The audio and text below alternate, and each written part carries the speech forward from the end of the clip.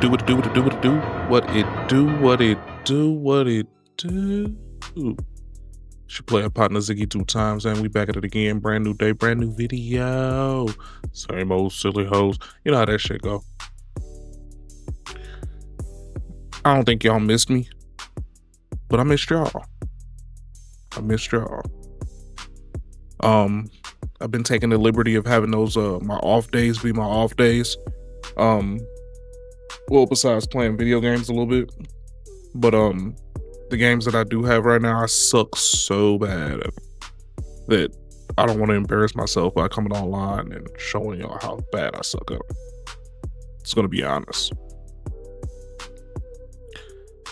I'm trash. I'm trying to be better, but I'm trash. Not even gonna lie to you. I live as dry as a Mowry.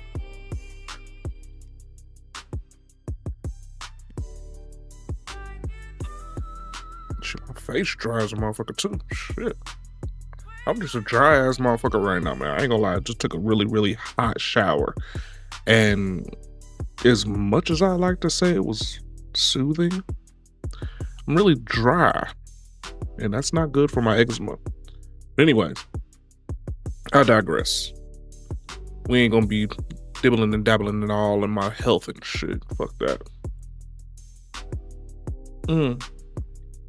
Good coffee. Okay. So, after fighting with my computer for about 45 minutes, that's why I'm late. I have everything running now. No lag. No problems. We got some cool, interesting videos going up today, man. And we gonna dig all into this shit. You already know what it is. Oh yeah. Finally eligible for my payout on Twitch. Like, what? Fucking finally eligible for my little fucking baby ass $20. I got $20. It took since April. What is this? April, May, June, July, August, September, October. It took 7 months. I've only been streaming for 7 months, y'all. To some, that's a lot. To others, it's the beginning of the iceberg. I feel like it's the beginning of the iceberg because I have still yet to understand how to do clips consistently. I still have yet to open up my social media to saying that I actually stream on a day-to-day basis. I got a couple of people that come up from my social media. My social media is pretty booming. I fell back a little bit this last week just because I normally do that. Normally during the holiday season, I stop talking to people because, you know, I ain't buying y'all shit. But we are starting to progress. We're starting to roll, man. We're looking at 86 people altogether that follow me on Kick. 82 on Twitch, I think. 82? I don't know. Somewhere close to that. And we've gotten 5 whole new viewers on or followers, subscribers, whatever the hell you want to call them, on YouTube. So we're starting to cook a little bit. Not a lot. Just a little bit. Just a bit. Little tiny bit. A little tiny bit. So, we'll see. We'll see. But anyways, let's go on and get into these videos, man, because you know how it is with me, man. My ADHD start kicking in, man, and I don't know what the hell to talk about with y'all motherfuckers, man. Y'all niggas cool. I created 5 humans. Jesus Christ. See, these dating apps are terrible. She can like the hell out of my pictures. Okay. That's leader at government. That mean you broke right now, baby. Anyway, I'm sorry. Let's go on and get to these videos and see exactly why I said what I just said. Because, I mean, if I think, never mind, it ain't about what I think. Let's get into it. Because, man, the world we live in, I tell you, it ain't easy to live in it. Let's go, Anton. Object first. Yes. You've said that there are legislative solutions. Obviously, you said that the administration should tap into the contingency fund, but come the weekend, if SNAP does run out, tens of millions of Americans will go hungry. Are you getting a sense from your Democratic colleagues that the pain of that and other aspects of the shutdown might outweigh this? Anybody going hungry? My Democratic colleagues are united in the fact that Trump and the administration can do this, not this weekend, tomorrow, today, right away. Every Democrat is a sponsor of Lujan's bill, and that's how we feel. Yes. Irrespective of the dispute on whether USDA contingency funds can be used for SNAP. It is not, wait a minute, excuse me. It is not a dispute. It is fact they can use it, and the Republicans say it. Okay, but there's, only 5 or 6 billion, and it's not out here angry. monthly just to administer. I mean, if anything, it would only last. It does not cost $5 or $6 billion to administer. There's enough money to start feeding people right away. $6 billion's a lot of money, and they're using it for other things. $20 billion for Argentina, hundreds of millions for Kristi Noem's plane. Who are we kidding here? Yes. Kristi Noem's plane. Who the fuck is that? 2-3 weeks. And why do they get a plane? The bottom line is they can fund it just as in 2019, just as in other shutdowns, for a long period of time. And they also, if the contingency fund, which is $6 billion, which gets you nearly a month, 3 weeks, runs out, then they can pass Senator Lujan or Senator Hawley's bill, both of which we support. We know that there'll be 60 votes for that. Why aren't they calling it up? They're not calling it up because the House isn't here to pass it. That's the way it works. The House would have to come here. They probably would have to vote on the Epstein files, but they're choosing to let kids go hungry instead of having to vote on the Epstein files. There's no doubt about it. They have. We all know that this is all a farce. And the reason that it's a farce is because if they really wanted to place a lot what's of going on emphasis out there, these Anton? files, Bring it then they would back. have took it up and released it during Biden's term when they was really trying to tear Trump down. But here's the truth, is that they're trying to divert away from actually making sure that they fund the government because they're looking for a quick win. They know that Trump has just been getting victory after victory after victory, especially even when you consider all of the lawsuits that they've been filing in different states to try to prevent him from doing things like making cities safer, doing Department of Government efficiencies, layoffs. And then now we have, them trying to get some level of kickback. And I don't know if it's because he's continuing to deport illegal migrants or whatever. But this whole healthcare thing is to subsidize different states because they are in a government crisis. Mm-hmm. For example, California, is absolutely in shambles, and their budget crisis is insane. And so they are basically subsidized by the federal government through illegal migrants continuing to get free health care for when they go to the doctors and when they go to the hospitals and when they get these visits. Mm-hmm. And so we know that this health care bill, which is basically what Democrats are trying to push through, I call it Obamacare. You may call it the Affordable Care Act. I call it Obamacare. But basically, this thing has been a disaster since it's been implemented. Our healthcare costs are going up. The cost across the board has gone up. All through Biden's administration, they've been trying to subsidize the federal government or subsidize you guys by giving you federal government jobs and handouts. And now you have up to 42 million people about to go hungry. And never have they ever done this. Never have they ever truly shut down the government because of something like this. What they're supposed to do, which is what Republicans did during Biden's term, is they keep the government open while continuing to debate and negotiate on how they can get some level of bipartisan agreement on how to permanently fund the government going forward. But it's no reason. They're basically using the American people as a pawn. And as a result, they can get this thing open and they want to continue to say, well, they're not there. Trump already said it. All of the Republicans said it. Listen, we're not even gonna have this conversation until you have the government open. And so this isn't a negotiation. This is a continuation of what is already in place so that we can keep the government open. This isn't even rocket science at this point. And Schumer is a shill because Schumer is mad because Trump got the best of him before. And so now he's trying to get back too. We need to get all of these geezers out of office, bro. Been out for 6 weeks on That's vacation. crazy. Just think, if they have all this money for Argentina and all... We gotta stop paying Congress. Honestly, Dead ass. we Dead have ass. to stop paying Like, Congress. How is Congress getting a paycheck, but several other people aren't able to get a paycheck because Congress continues to keep the government closed? All this money for other things, they have enough money to keep funding SNAP, and they know it. And I just want to say what Lujan said. Johnson just lies. He lied about on immigration, on the undocumented. He's lying about this. He just outright lies, plain and simple. It is not illegal, and his own president has done it. Yes. Are talks ticking up as Thune indicated? Is there any conversation, any negotiation whatsoever happening behind the scenes? And if so, can you enlighten us on Yeah, there are occasional talks between Democrats and Republicans on this issue, but our Republican colleagues don't seem to be offering anything different than what their leadership Nothing has to had offer. so far. Fund the We government. hope that will change. Yes. Thank you, Mr. Leader. Understanding what you're saying about Republicans' options here. Democrats is going down, bro. Are you saying Democrats have no responsibility for the fact that We are saying the Republicans can fund it now, and they're using these people as hostages. Plain and simple. Next. That's the answer. The answer is they can fund it right now. Okay? Right now.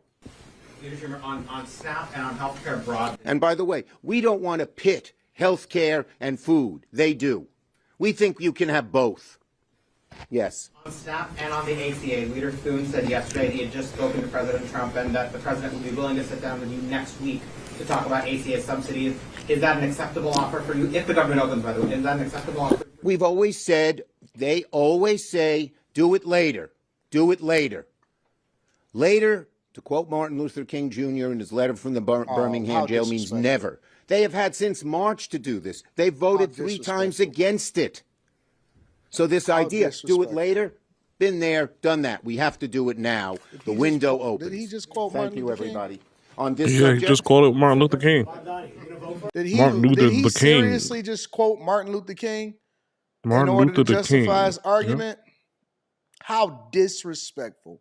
How disrespectful of Chuck to invoke the great Dr. King and justifying letting people go hungry and playing right into Republicans' hands by not opening the federal government and ensuring that people get their little SNAP benefits, that you get your EBT, that you get your food stamp, you get your Section 8. That's another thing that people ain't talking about. And I'll tell you why they're not talking about it, because they don't expect the landlords that give Section 8 housing to suffer. Business owners, people that generate revenue, who they feel like is at the top.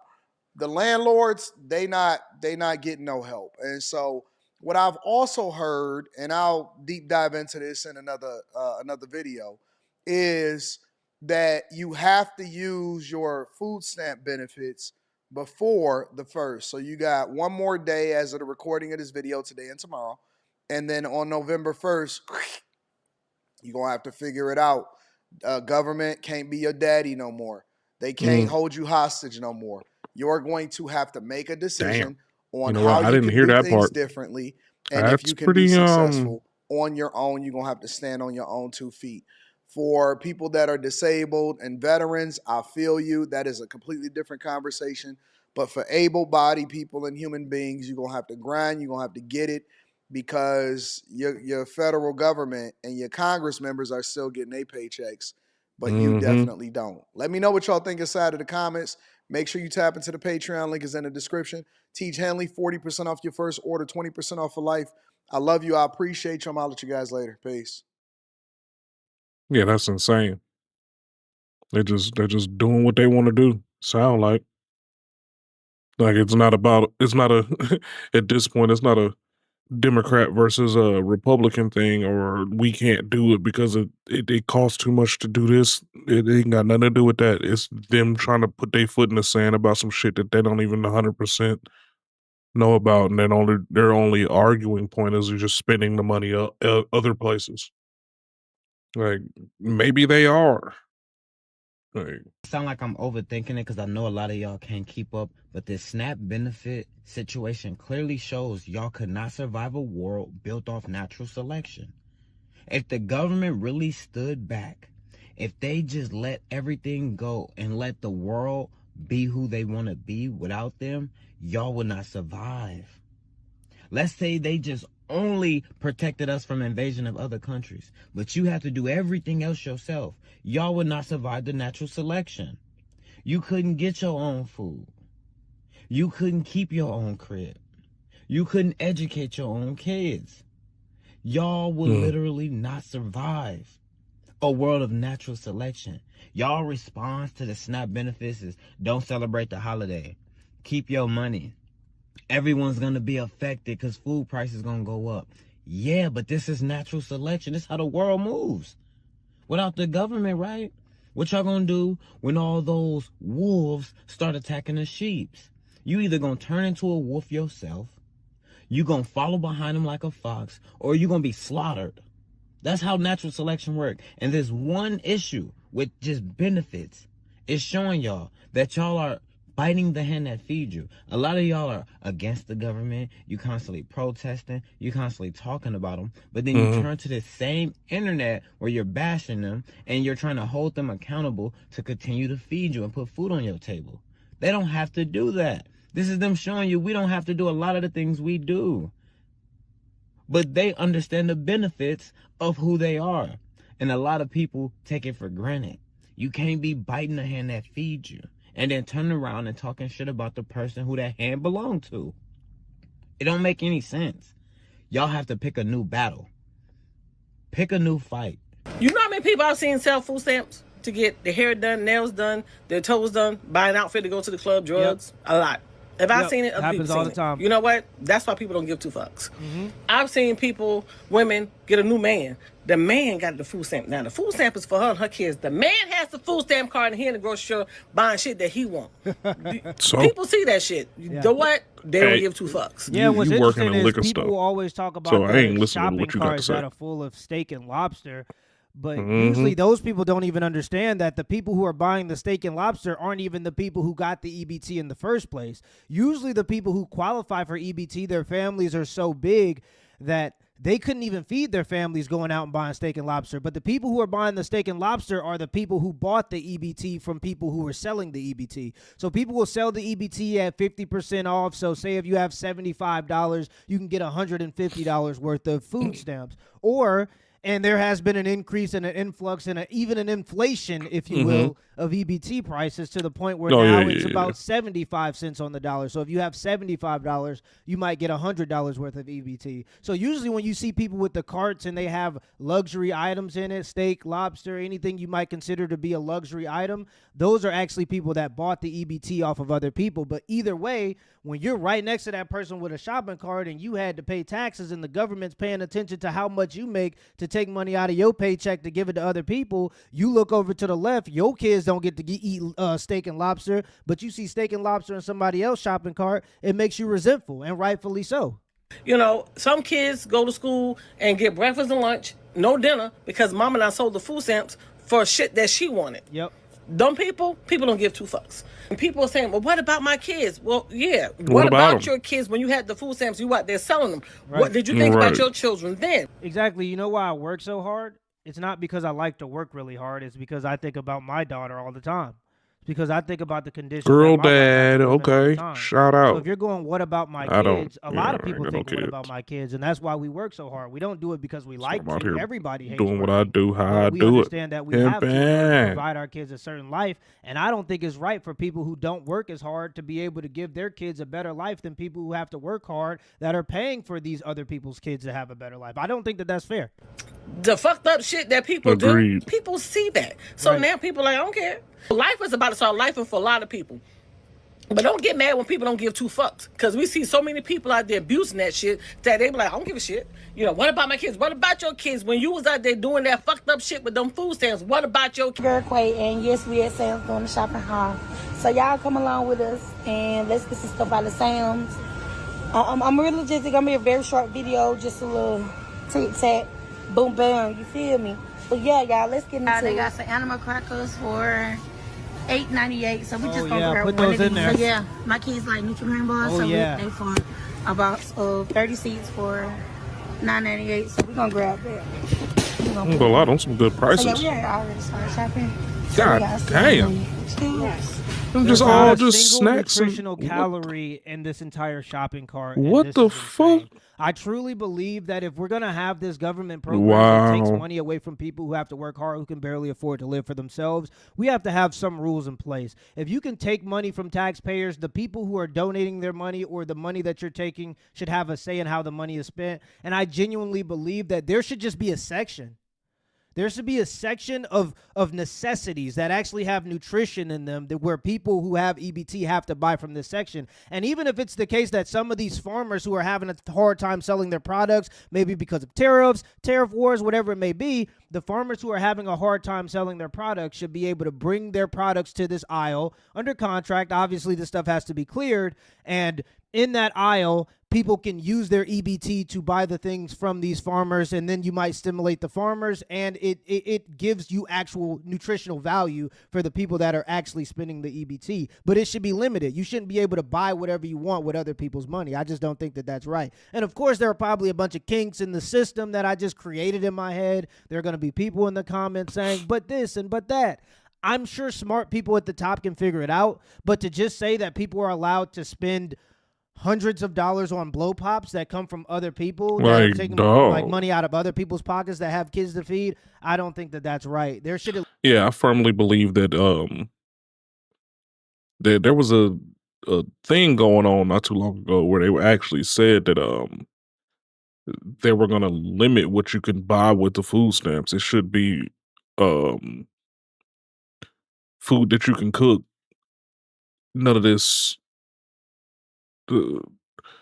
granola bars and blow pops and all that shit, all them little king cakes. I mean, she got like 3 or 4 boxes of these donuts over here. You know, that all of that stuff was supposed to be like not able to be bought off of food stamps, you know what I'm saying? But they just letting folks do whatever they need to do, I guess, at this point. Like there was a law that we were working on that was supposed to be able to, you know, stop that shit. But, you know, here we are, 2025. The year of our Lord 2025. Like buying be some type of nutritional value that comes with 100 blow pops. Jesus Christ. Some little bites, some hot chips, some fruit snacks, some gushes, some powdered donuts. Look at this. 1, 2, 3, 4. 4 boxes of powdered donuts. 1 12-pack box of honey buns.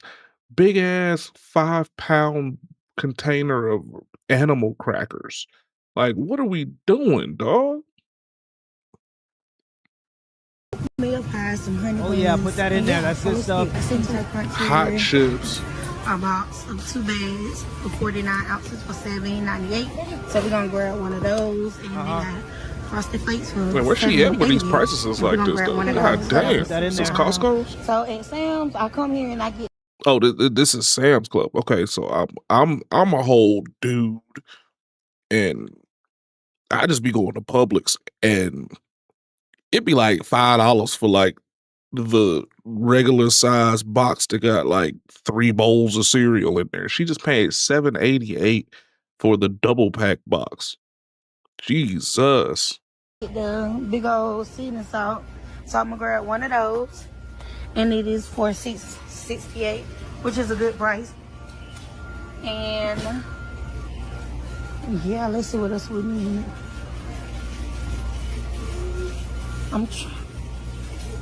So yeah, that's what we're gonna grab from the season out. That's the only thing I'm gonna get out of here. They got some olive oil for $11.48, so we're gonna grab one of these. Oh yeah, get that. That's good stuff. Yeah. On the taxpayer dime, put that in there. Put that in there. And they got it for $5.78, so we're gonna grab one of those. Like I said, y'all, the video's not gonna be long. $5 for mustard. Short video so we're gonna grab this pack right here for $7.98. It's actually on sale. It's just saving $1. So we're gonna grab one of these. It's funny because with the thing that's happening now with the EBT being cut because of the government shutdown, everybody I see saying that them and their kids are going to go hungry, they look like they've never missed a meal in their lives.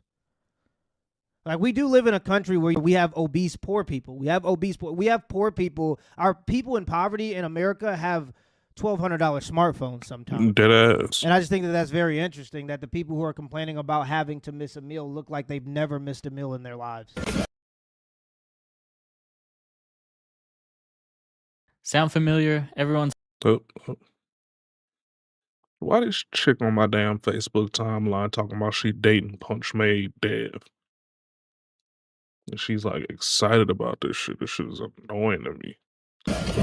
She keeps saying, punch this, punch that. Not the flashy one, the one that I know. Yeah. So they got the Velveeta macaroni and cheese, shell macaroni and cheese for $14.98. I usually don't buy these, but I ran out of macaroni and cheese and I went to my sister's. Oh, it doesn't matter. It doesn't matter. We'll cover it for you, ma'am. Just go ahead and get that. Get that. Oh, Lord. And she had it. And it tastes pretty good. So I'm going to grab a It case tastes of those. pretty The twins good. like the ravioli, so we're going to grab 2 cases of those for the twins. So they got spaghetti noodles, $5.48 for 6 packs of spaghetti noodles. So we're gonna go with those. Some of this regular spaghetti sauce, we're gonna grab one of these. It's a 3-pack for $8.98. God so damn. It's a steal. For real? People grab one of these Like, I need to get into Sam's Club, dog, because what the fuck? Because we go through mashed potato like it ain't nothing. And we're gonna get 2 cases of these. I don't know how much it is, but we're gonna get 2. We're gonna get a case of these green beans. I don't even know how much it is. She said, I don't know how much it is, but I'll take 2, I'm gonna please. take 2. Yes, on the house, on the taxpayer dollar, of That's course. how you know. Cans in the pack. So we're gonna get 2 of these. I'm gonna grab one to serve, and the serve running for $6.78. So we're gonna get one of those. $6.78. We're gonna get one of these. We're gonna just the marshmallow y'all for $7.98. So yes, I'm gonna get a box of those. So we're gonna grab a box of Fruity Pebbles for $6.48. And a box of Fruity Pebbles. $8.58. Captain Crunch Berry for $5.98. Oh, and look, Fruity Pebbles are great, don't get me wrong, but they stick to the bowl, and as soon as you put milk in there, you better be running to eat that food because it's countdown to Soggy City immediately. Captain Crunch, on the other hand, it will destroy the roof of your mouth, and it, for some reason, leaves like a waxy taste to it. Cinnamon Toast Crunch, which was her first option, is definitely a superior cereal But it's not option. good for you. Liquor Charm for $7.88. We're gonna grab one box of each. Oh, yeah. For the Go-Gurt, the kids love these. And the peaches, they right there together. So we're gonna get a box of those for $10.98. And we're gonna get the Go-Gurts for $15.98. We're gonna get one of each, y'all.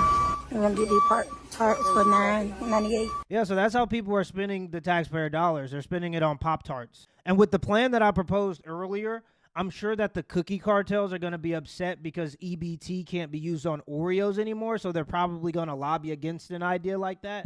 But I think that it makes sense that if you're going to use taxpayer dollars to fund your own lifestyle, you have to be willing to answer to how you're spending the money. I think that makes a lot of sense. You can't really claim injustice because you no longer have access to other people's money, and that's what people are doing now. But yeah, they're spending the money on Pop-Tarts, not ground beef, not milk, not eggs, not things that you would consider to be actual necessities or anything that might give people nutritional value. It's just all junk food. And the fact that so many Americans depend on this system specifically in order to feed their families is alarming. It really just highlights a lot of what we say when it comes to if you want the government to feed you, well, then the government can starve you too.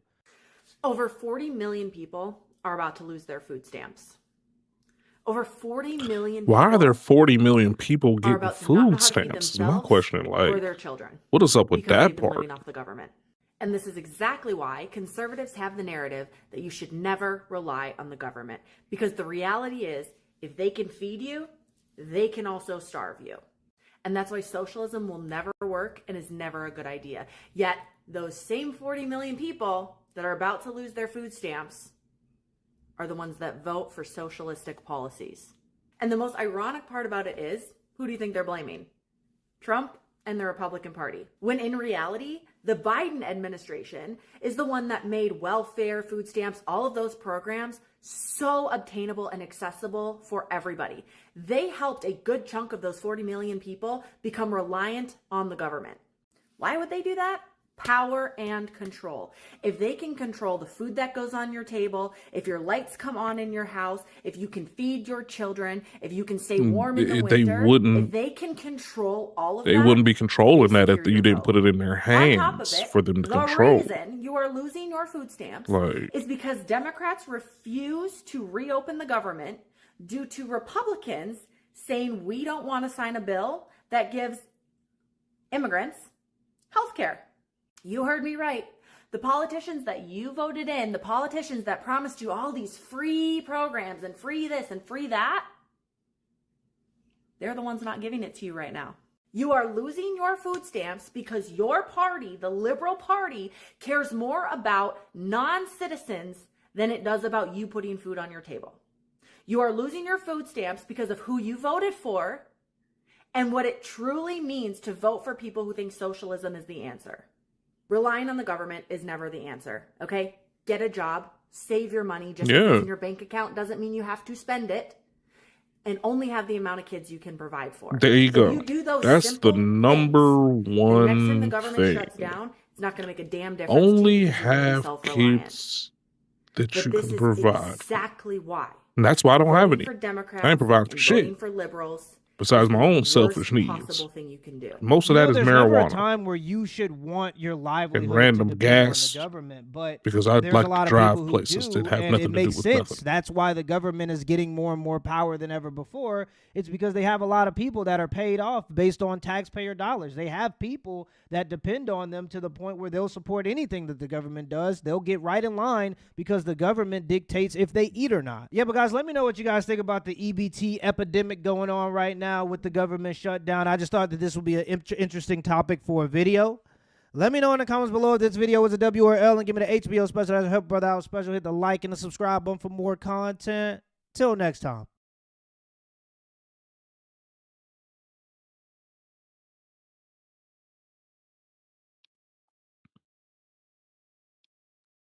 That's crazy.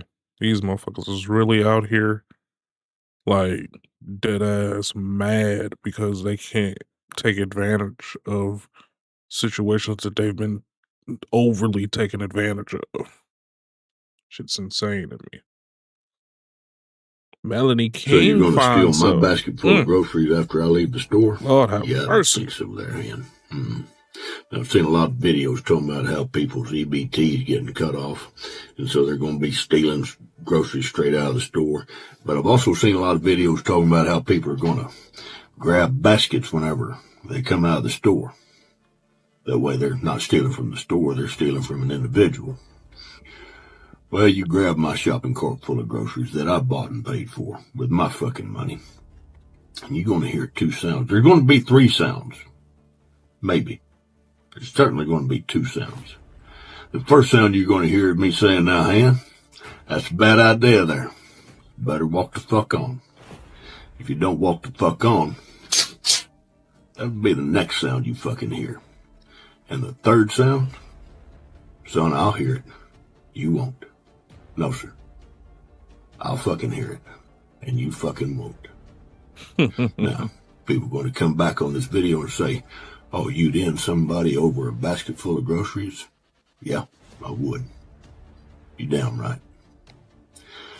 Because that person that's deciding to steal from me, they've already decided that that's what their life is worth. Well, they're going to catch the fast track to go see the king. That choice. You don't fucking steal from me. Talking about. Fuck around and find out.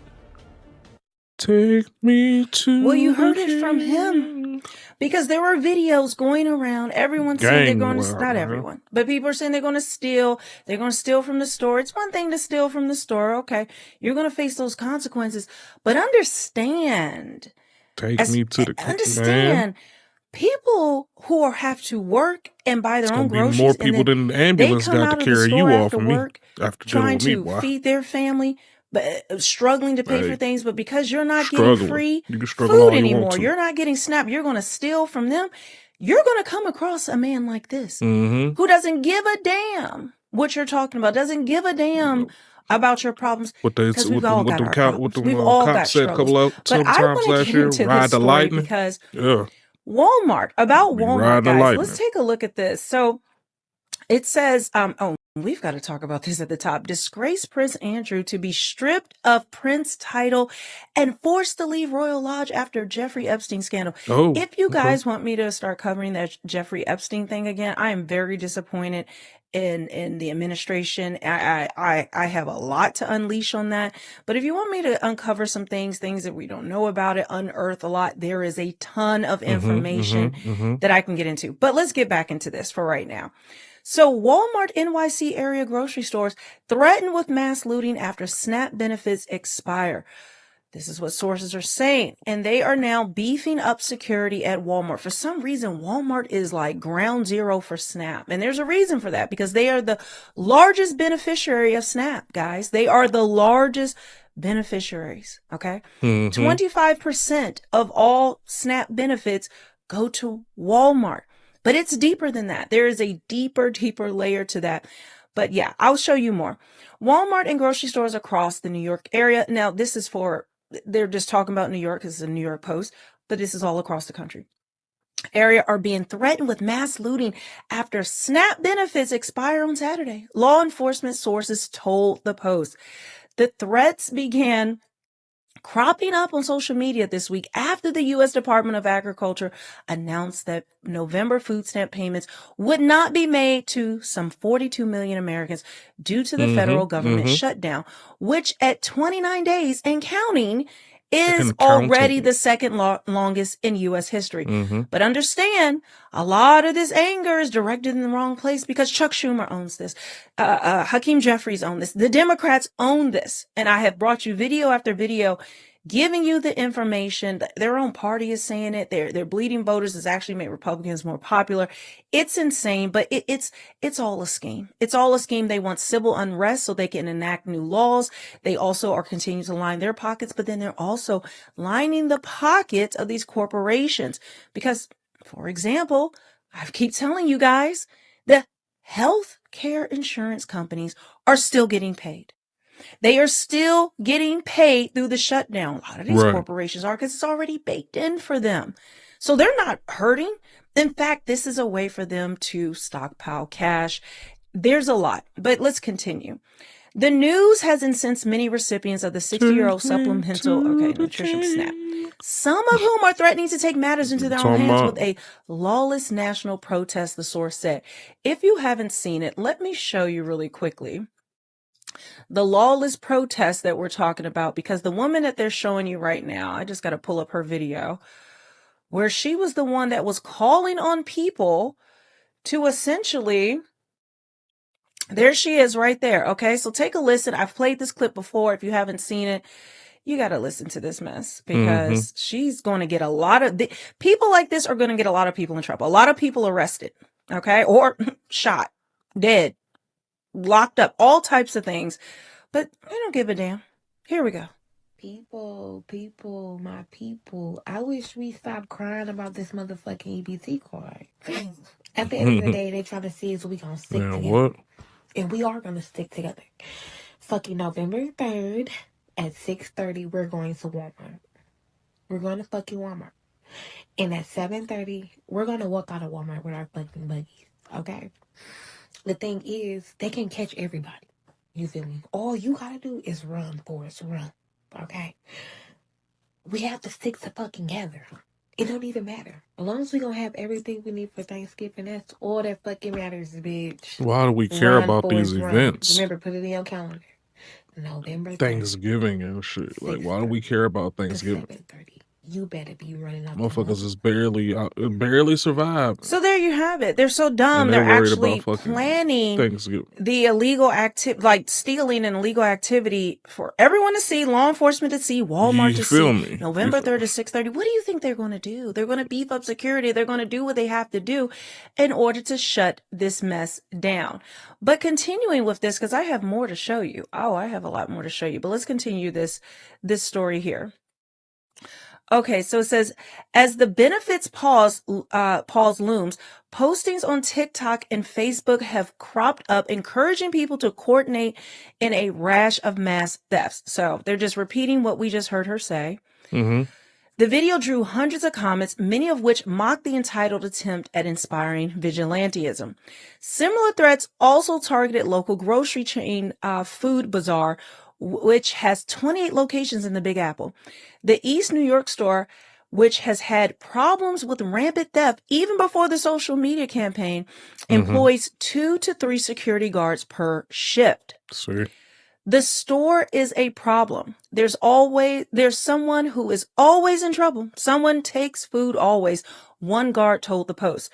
The guard said that they were all aware of the Facebook post calling on the store to be raided November 3rd, but conceded there isn't much they can do if the planned large-scale pillaging actually takes place. What if it's 1,000 people against 3 security, he asked. We'll see what happens, added another worker who didn't seem overly concerned. Cops are warning that despite the online threat naming Walmart specifically, other grocery and retail stores are being advised to remain extra vigilant for theft next week, according to sources.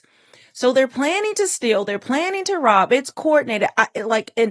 Saturday is November 1st. So November 3rd is Monday, I guess when they're doing it. But understand, November 1st, you should not be in any Walmart. In fact, get your shopping done, do it in a different way, order it online, do a pickup, whatever. But again, are people going to try to rob you while you are getting your groceries, while they're putting them into your car? I don't know.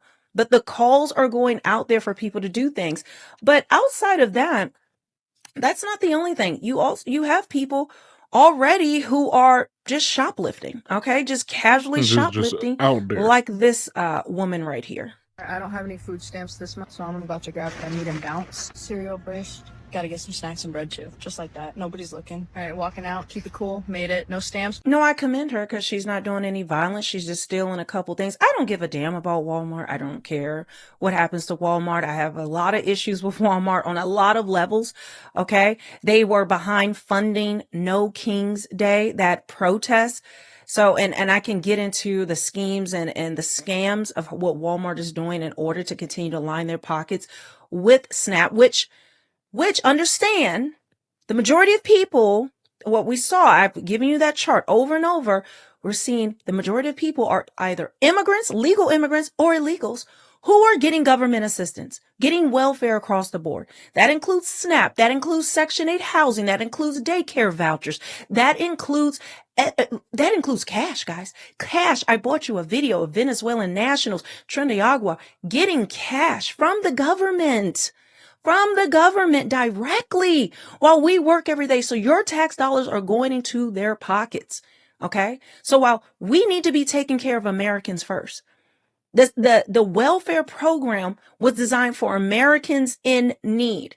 So not only are the Democrats shutting down, the government, they're shutting down payment to the military, air traffic controllers, you name it, but they are stopping these benefits to people because they don't give a damn. They said it's for leverage. That's the only thing they care about. That's what they need right now. So not only do we have that, but then also they're back channeling all of these illegals to get these benefits over American citizens. So that is where you need to direct your anger. But let's continue down this path here. Let me show you this.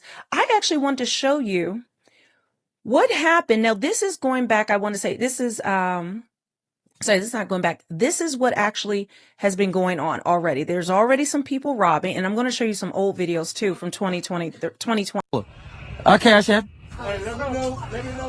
Damn, bro, what you got? That nigga got the speakers on lock.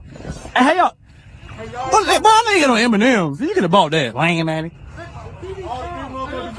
She shot it.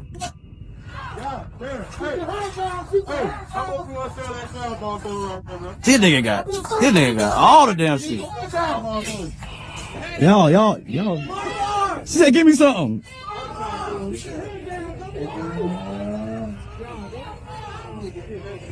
This, wow. Hey, y'all just don't goddamn shoot no motherfucking hoes. Oh, they going. Man, y'all could have bought them. Y'all could have bought them damn clothes. They number $3. Now you want to wear a mask, lame man. This man directing it. He is directing this. She said we got off. He over there directing it. This is crazy. Hey, all the TV sold out. I mean, stole out. If you want TV, it's over for you. They will be selling them for the Lowski. So be ready. Everybody got on masks now. And some of the stuff y'all still, I could have bought you there. I know y'all still got them damn stimulus checks. Oh, never mind, y'all ain't got them. Y'all could have bought some of this stuff, bro.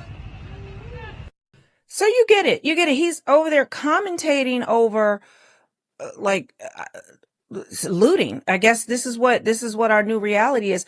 But then listen to this woman. Why the fuck I just seen some shit that said Walmart gonna be closed, all we could do is curbside? We don't give a fuck, bitch. Walmart not the only grocery store, you dumbass hoes. Still looting, still stealing. Fuck Trump.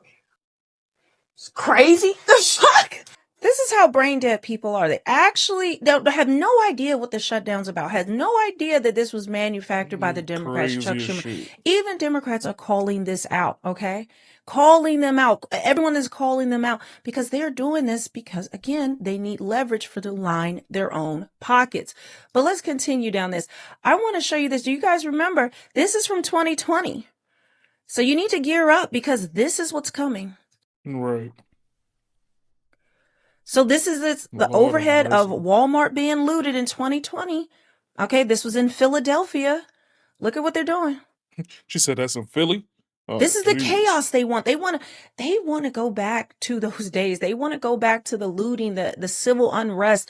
They want to start the race war again. They want to do that because U.S. aid has been shut down.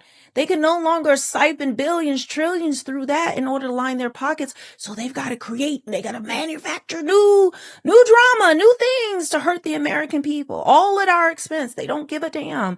They want this to happen again. They want people fighting in the streets. They want to keep funding Antifa. That's why they have these ridiculous cosplaying Antifa terrorists that are out there doing the most ridiculous things. You know, and hoping to drum up support. That's what No Kings was about, where nobody was going to that dumb, I almost said a bad word. No one was going to that dumb mess, right? They were actually busing in people from nursing homes, okay? Geriatric care facilities, people with Alzheimer's, dementia. And you see them waving, coming out, but getting on their little bus. They just think they're going to something fun. No, they were getting bused to the No Kings rally.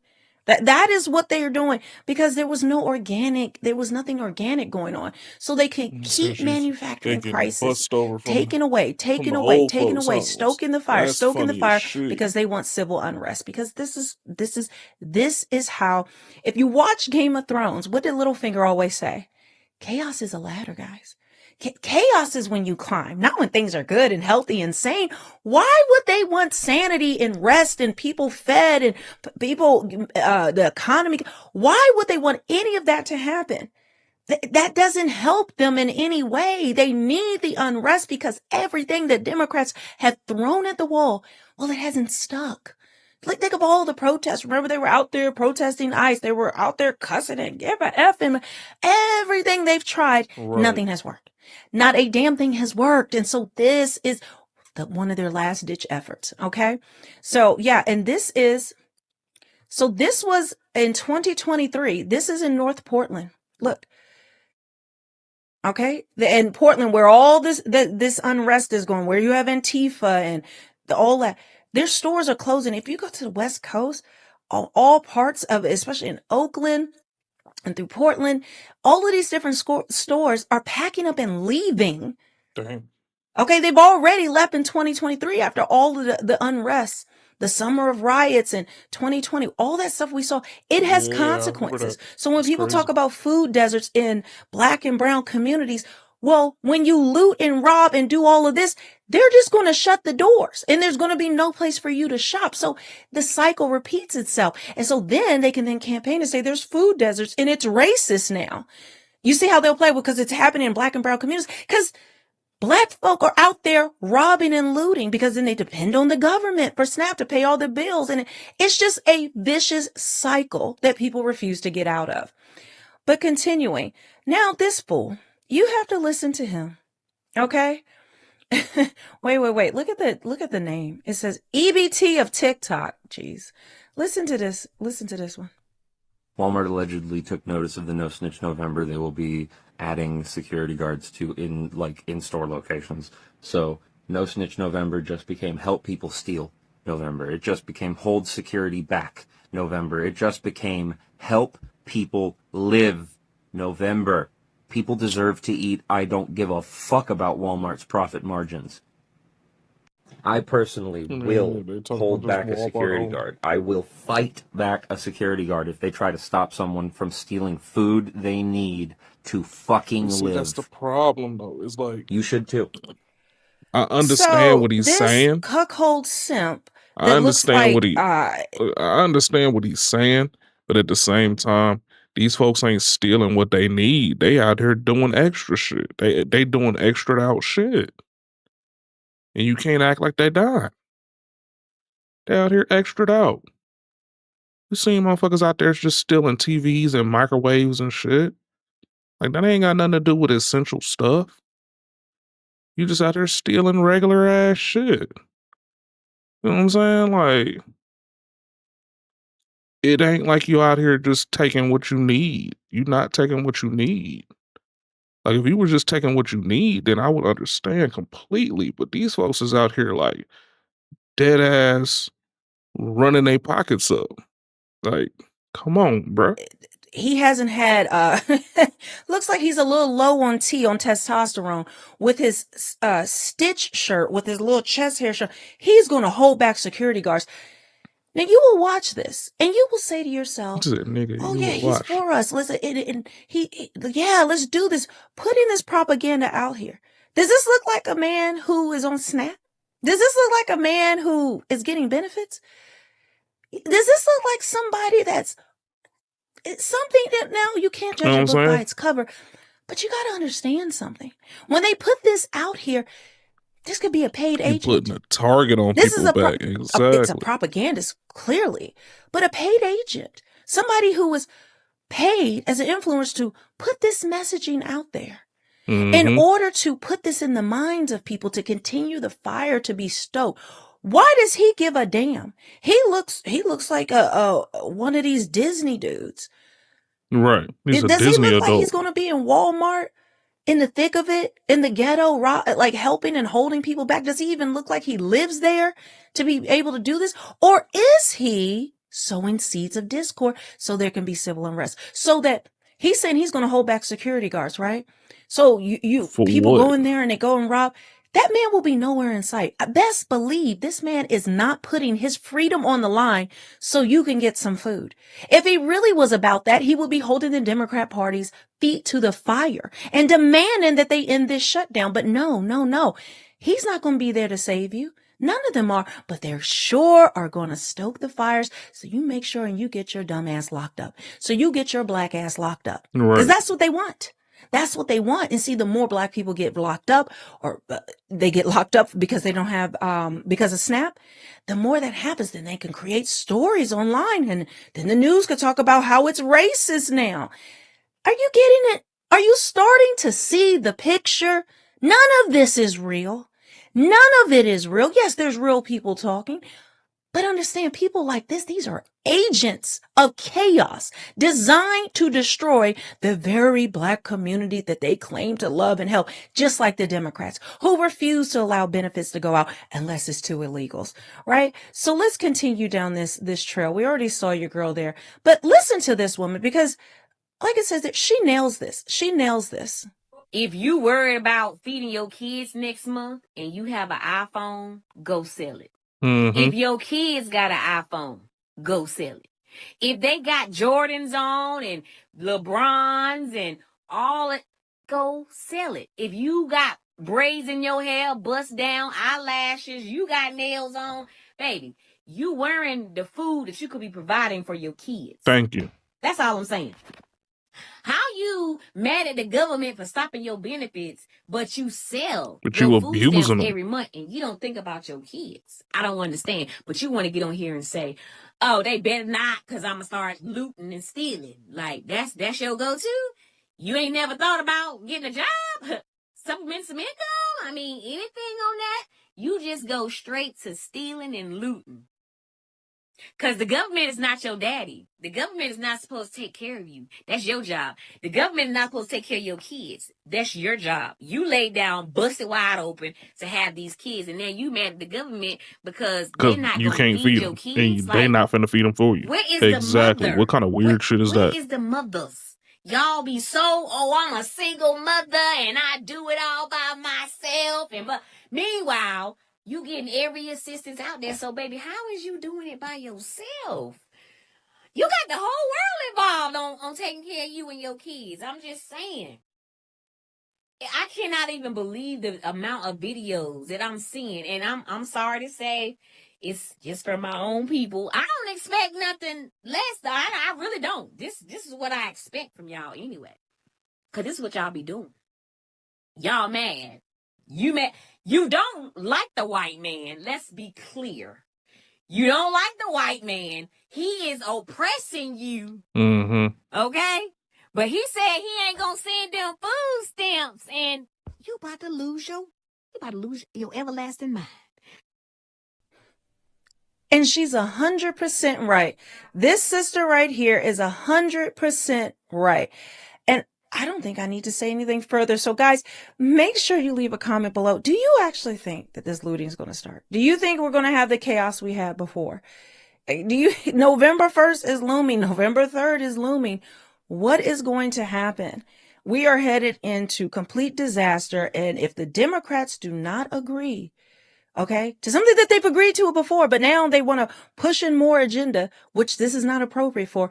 If this happens and they don't stop it, you just expect more of this, and then expect them to spin these stories to the cop shot homie, a young Negro, I can't say certain words, shot him, and now it's racist, and now this is how they drum up all of this toxicity. This is how they make us hate each other. This is how they pit us against each other. This is the plan, and now the media is going to make more money off of it because they can run news cycles 24 hours a day about all of these things and what's going to happen to the country once again. So anyway, like I said, leave a comment. Be right back in the same situation looking stupid as fuck. And hit the notification bell. And yeah, trick or treat, guys. Trick or treat.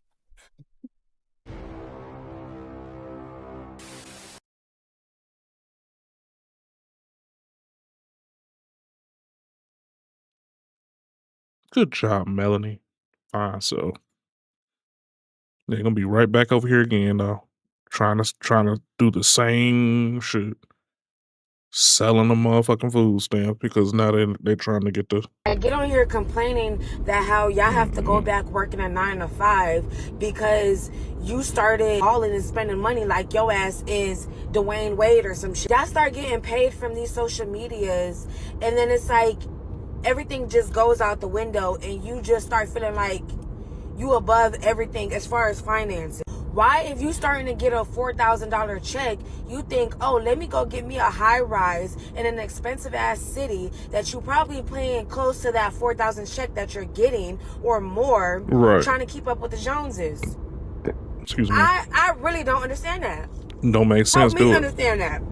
This girl just got on here talking about how she was making $60,000 from TikTok. I think that's a lot of damn money for each month. How do you blow that much money? And now you're talking about now you got to go back working a 9 to 5. Are y'all just dumb? Are y'all dumb? How hard is it to stay down until you can stack up some extra money? Like, and nobody's saying not to go, get you a new car, say if you don't got no car. Or go get you a used car because your car that you got is not properly working. Nobody's saying not to do those things or to go and put yourself in a better living situation. But it's like y'all get this extra little bit of money and y'all think y'all just overly rich now. Like, and then when shit starts slowing down, y'all looking like, who the fuck done did it? It's very easy for people that's never been there to talk about it, but I'll tell you that most people got to get it out of their system.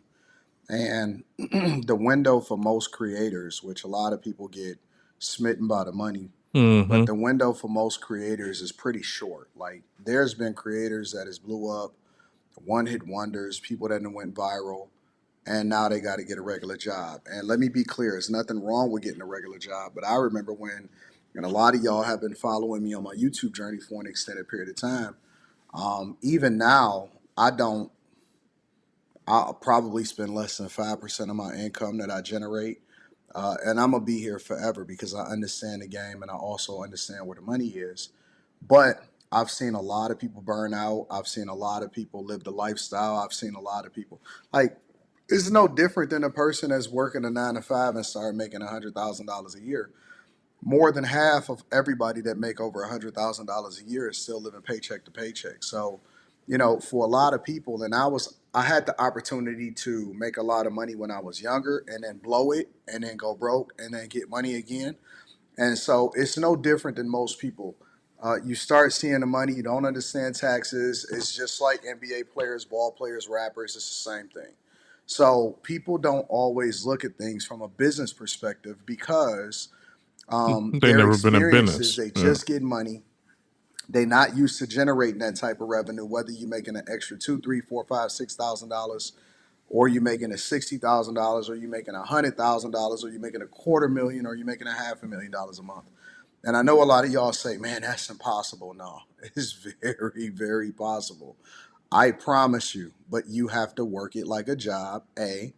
And then B, you got to understand that it may not be there forever, right? So the smart people, to be honest with you, would allocate a lot of money. But I'm going to get into that in a minute. But I will just say that a lot of people like her, which, you know, I don't know her, but I'm just speaking to what it is she's speaking to. A lot of people will say that they will do something, but you don't know what you would do until you're in that situation. You did it. You did it. I say all this to say, y'all get on here and be fumbling hella bags. Hella bags. And it be pissing me off because certain opportunities was given to the right people. Motherfuckers ain't fumbling that. Cap. 98, 99% of most people is going to do the same thing. 98 to 90, even the most business savvy people, they're going to want to buy a crib, they're going to want to buy a car, they're going to do all of these things, and they not buying it cash. They're going to do the same thing that everybody else do. And everybody says that, oh man, they giving it to the wrong people. Cap. I just don't believe you because I've seen it happen to the same people that said that, and then they went back and they did the same thing. They not. He ain't lying. He ain't lying. Especially in this economy. He really ain't lying. What the hell y'all be thinking?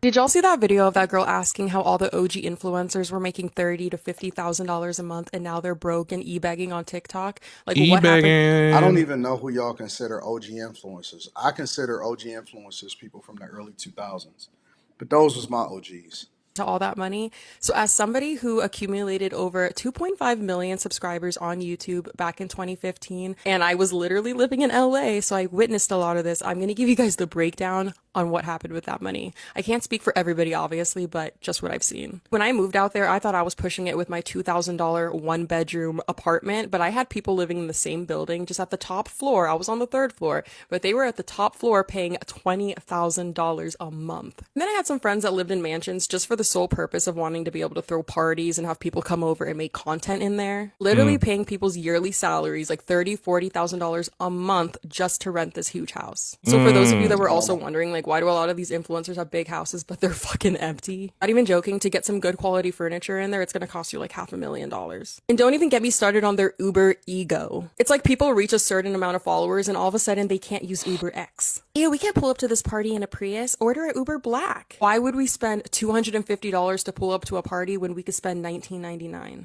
Half the cars that you see these people whipping around are rentals, and they're spending like $300, $500 a day just to whip it around and try to act like they're somebody they're not. Babe, just because you hit 200K doesn't mean you need to go and get a C300 from Mercedes. Like, it's okay. You can drive your paid off Toyota. Maybe 1 out of 10 of my friends actually cooked their meals at home. Everybody was constantly going out to eat or hiring private chefs. When you start making all this money, a lot of people tend to forget that it might stop one day. So they're still going on these expensive vacations, buying all this designer, even if it's starting to dwindle, because they literally got used to that lifestyle. Girl, when I tell you, the second I had enough money to buy a property, I bought one. I could only tell so many story times and do so many get ready with me's before people fucking lose interest, okay? I had to be realistic about it. But I can see how most 21-year-olds are not thinking about that. More or less, a lot of these people ran through their money trying to look cool.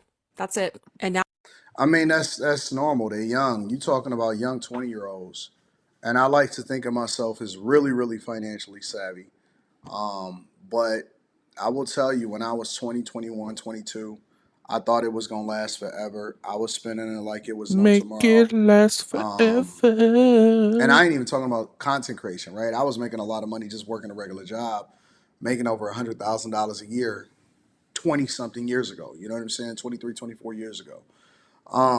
But you know, again, I think that it's work ethic. I think that it's hustle. Maybe it's because Yeah, I'm from it's Detroit. both of them. It's both of them. Like, I knew that it was gonna come again, and I was educating myself. And Yeah, so I ain't the even next hit time that that I kind of start making that a whole level lot yet, of but money, it's both of them. and then when I generated a lot of revenue from a business perspective, Because what I all of it always went to tell real people, estate. All of it went. my main thing is what I always tell people. And I got people up in here that I know that make $100,000 a year, and they up in here doing exactly what I'm doing right now. And the difference is between me and them is I'm doing it with the budget that I got. They're doing it, giving that just throwing it around. I'm talking about lavish cars, lavish lifestyle, and they ain't even got the minimum. They still renting this and that. They still spending money on bullshit. Ain't got no money at the end of the pay period to even do whatever they doing, whatever they need to do. They still out here thugging. You know what I'm saying? We ain't got those issues over here. I'm living within my means, doing stuff that people that have big boy dollars ain't doing. And I'm just relaxing. All I got to do is just keep going to work. To stocks, And everything I want is going to continue to keep rolling. Because I had got it out of my system, and because it wasn't a big deal to me anymore, I was cool with staying down for the next 10 years and then basically leveraging every dollar that I get to reinvest back into myself. And I'm always looking for the next business play. But I will also tell you that that's a mindset, that's a mentality. It's got to be in you. You know what I'm saying? So, make it last forever. it's a lot. It's a lot. I can imagine it's a lot for a lot of people. now they're begging for galaxies and cowboy hats. Exactly. Cool. Influencers are going broke. They're not able to pay their bills. They're not able to pay their mortgages. And people are mad at them. People are mad at them. And I honestly, a part of me, I think it's justifiable, right? To be like, you essentially squandered away millions of dollars and you have like nothing to show for it. There's been so many influencers coming out recently talking about like, I don't have that much money and I can't afford this. And like they went in on a house that was way too much money. Or maybe like at a time when you were like, I can afford this payment. But that doesn't mean you're gonna be able to afford that payment forever, especially when you're working in something so finicky as like influencing in social media and things like that. But I feel like this is the perfect example of that most people don't have money problems, they have spending problems. That's a fact. And so many people are living paycheck to paycheck on all of the income scales. People are living paycheck to paycheck, and it is crazy. It is absolutely crazy. But a lot of the people that are like throwing hate their way and being like, honestly, I don't care, it's their fault, they squandered away all this money, they made millions of dollars, and now they're broke. Like, that's not my problem. I get it and it's valid, but also like, let's look at your finances, because I bet you money a lot of these people, if we went through all of their finances and saw like what their budget should be, and not like a tight budget, because I did this myself. I went through and I was like, what are all my necessities, what would be like a good allowance for me that's like reasonable, blah blah blah. And I went through and then I was like, where has all this extra money been going? Because it's not all hitting my savings account. It's just like gone. And I know that a lot of you are like that too. Where if we went through your finances, there would be so much money unaccounted for. Where I'd be like, where did this go? Where's all this extra money? And you would I'll tell you that much. Not about my money. Because we have spending problems. We have huge spending problems. It doesn't matter how much you make. If you don't get that together, if you don't learn how to spend money and spend it well and be like mindful about your money, it does not matter how much money you make. That's why they say, call it like the lottery curse. It's not a curse. Winning the lottery would be such a blessing. It's a curse because if you don't know how to manage your money and someone gives you a shit ton of money, you still don't know how to manage that money, and you will just blow it. You're going to blow it. Just like a lot of these influencers have blown their money. It's insane. It's really sad, but it's like, what more do you need to see? Like, a lot of people are like, oh yeah, like I can It's whatever. I don't even make that much money, so who cares? But if I started making a lot of money, then I would start. But no, you need to start those habits now. Right. You need to start those habits now, and then hopefully. Yeah, she ain't lying. I mean, that's a real thing. Like, I got a cousin that hit the lottery 3 times. 3 different times he hit the lottery for over 100K plus. You know what this dumbass motherfucker did? He bought 2 motorcycles, 3 double wide trailers in the middle of bumfuck nowhere. And this was when I was probably preteens, 10, 11, 12 years old, when he hit that shit back to back to back back. Guess what he doing now? He arguing with a obese white lady because she don't want to live, or he don't want her to move in with him. And he living with his mama. His mama is like 80 years old. He's over 50, 60 years old. I've seen it with my own 2 eyes, man. I used to look up to this dude because he had dirt bikes, a Harley, and a pocket rocket Kawasaki type deal. And he had like 3 double wides. He had like, it was basically, he owned the whole street just worth of trailers. But like bricked up trailers. It wasn't like it was just on wheels still or nothing like that. It was bricked up. And I thought, I ain't gonna lie to you, man. You know, young dude, man. I live in the hood, my damn self out here. I'm thinking that, you know, he doing it big, man. He got 2 Cadillacs, three motorcycles, and 3 houses. He could just dig in and dip out of. Now look at him. He got some kind of drug habit. He living with his 80-year-old mom and arguing with an obese white lady because she wants to get married. She probably met him when he had the bread. And he ain't trying to let her move in because he live with his mom. Shit look crazy as fuck. It sound crazy as shit, don't it? Yeah, but it's the truth.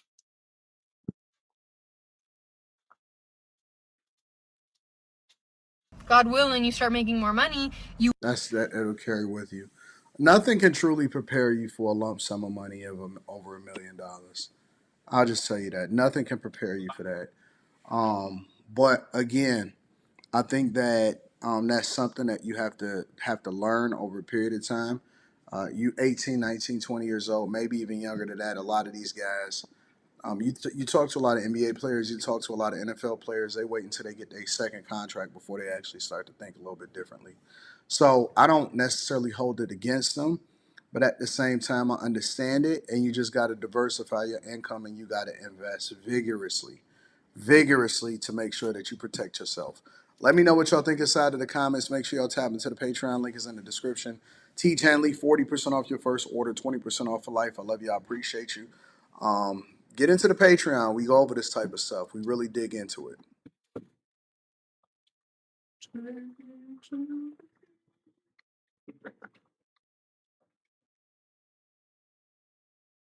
A lot of men are now leaving it up to women to ask for their phone number, pursue them, holler at them. And we talking about men over 40, right? And it's crazy to me because literally a generation before them, those men were the hunters and, you know what I'm saying, pursuing women. And I'm confused because I don't know what the hell happened. Is it the Me Too movement that fucked this shit up? Or is it the feminist movement, which none I am a part of, okay? I didn't ask for this shit. I'm trying to figure out who dropped the fucking ball, because now we got a whole bunch of men walking around here like they want to be the fucking women and we the fucking men. And it's tiring as fuck, honestly. You meet somebody and they really expect you to like hit them up. They don't do shit no more. And it's really sad that we have these type of men now. But I don't know if it's our fault, not me personally, but women's fault as a whole, because we kind of made these motherfuckers like this. Shout out to y'all. Before we get into it, shout out to the super chat that just came in from Drew. Thank you for the 100 ball. Keep up the great conversation. Thank you, Drew. Shout out to you and everybody in the chat. Okay. Did the Me Too movement stop men approaching? No. Yes, absolutely. Yes. All of it. All of it. Absolutely. It is terrifying. Feminism. I mean, just think about it. Just brings my mind back to this case they just got. Ben McLemore, NBA player. Essentially, a woman got drunk with him. He was drunk too. They had sex, and now he's in jail for 8 years, which just blows my mind.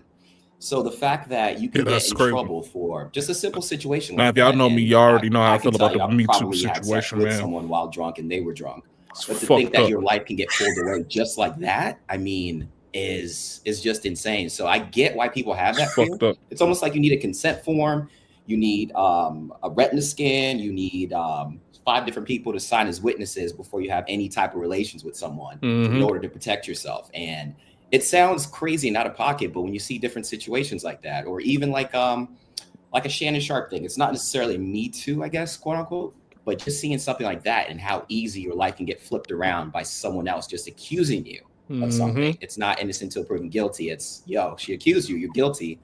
Try and prove her otherwise. It's Try to prove your innocence. It's a terrifying place to be. And I'm kind of scared, like in the future, if I have a son, like what kind of world I'll be bringing them in. Like, what do I tell them? Avoid women at all costs. You know, there's just, your mind goes to so many different places, and you have to go out of your way to make sure that you get yourself out of danger, but at the same time, you really can't. You can't avoid every situation. It's impossible. So it's just, I don't know. I get why guys are afraid, and I can't even give you advice on how to navigate it, because there's no true way to actually protect yourself, if that makes sense. No, disagree. Hold on, because first it jumps to sex, but it's really about approaching. So, to you, Tanny, I hope I said the name right, Tanny. You got it. The Me Too movement altered your way of approaching women in general. Yes. Oh yeah, 100%. See, okay, the thing is that when the Me Too movement got to its highest point, y'all see, I ain't got no girl, I got decent teeth. My pretty teeth and me. But anyways, when the Me Too movement got into its full power, its full steams ahead, there were guys getting hit with Me Too accusations just for flirting. People were getting apprehended for sexual harassment just for hollering at a chick trying to get her number. Now, whether or not they were doing it the proper way or not is regardless. The fact that they didn't do anything at all and were getting their entire life flipped upside down is where it started, where it began to become a fear, because there's a lot of people out there that have things that might be on a hush-hush, and now we over here fighting for our life just to talk to you. You don't see a problem. Is that really 100%. I mean, think about it, right? When I was in high school or maybe beginning of college, like we would hear music like in a club and you could dance behind a girl. It wouldn't be too awkward. She'd give you a look behind if she liked you. If not, she'd move away and it was done, right? You do that now, that's a full lawsuit. That's 20 years in prison. It's just a whole mess. It's just not the same. It's a completely different environment.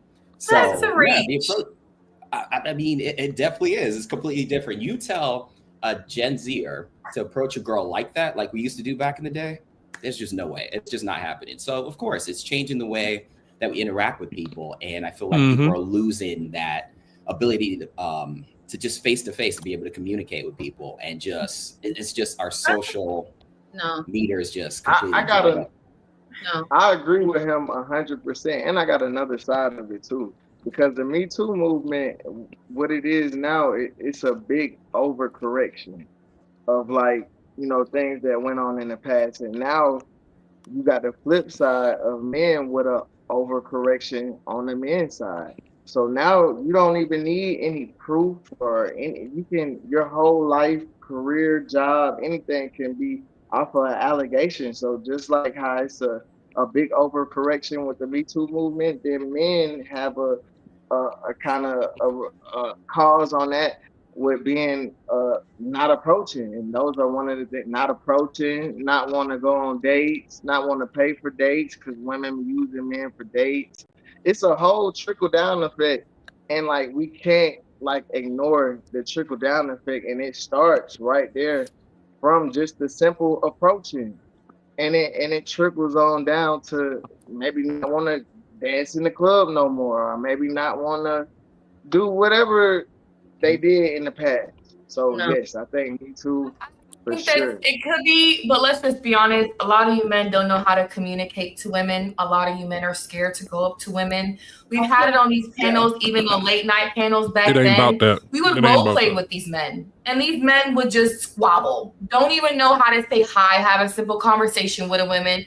They're so stuck on social media, No, I typing mean, away. a They don't lot know of how to times have a women. casual conversation to go up to a woman. Well, Q, that's kind of Like, tied They into don't that. have any You don't have enough personality. practice. It kind it of was so awkward because we like, hey, you got IG? Is that your first word that comes out your mouth? Do you have IG? No, I don't. Can I respond to Tanny and Teddy? I think that y'all give men, when y'all say stuff like that, y'all make men think that they are rich. Y'all are broke like the rest of us. You know what I mean? Y'all don't have no money. What is there women are trying to Me Too you for? You don't have no money. You in the club. You don't have no money. That's the issue. You don't have to have money to get Me Too'd and have a situation turn your entire life around. I didn't have money when I got Me Too'd. They took away every damn thing from my ass. I didn't have anything. I didn't have any finances. I had relationships and handshake agreements with a lot of stuff. Like, the issue is that you're guilty until proven innocent. And by the time you're proven innocent, most institutes and most situations are not going to backtrack because they have the ability of hindsight to change their mind on whatever kind of punishment they levy down on you. That's what the issue is. And instead of having to deal with that, we're just going to circumvent the entire situation by not even including ourselves into it. There's no way that you can get me if I don't even give you the option to do so. It's simple as that. It ain't got to be about the money.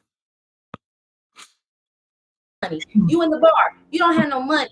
I don't like when y'all make excuses for your lack of game.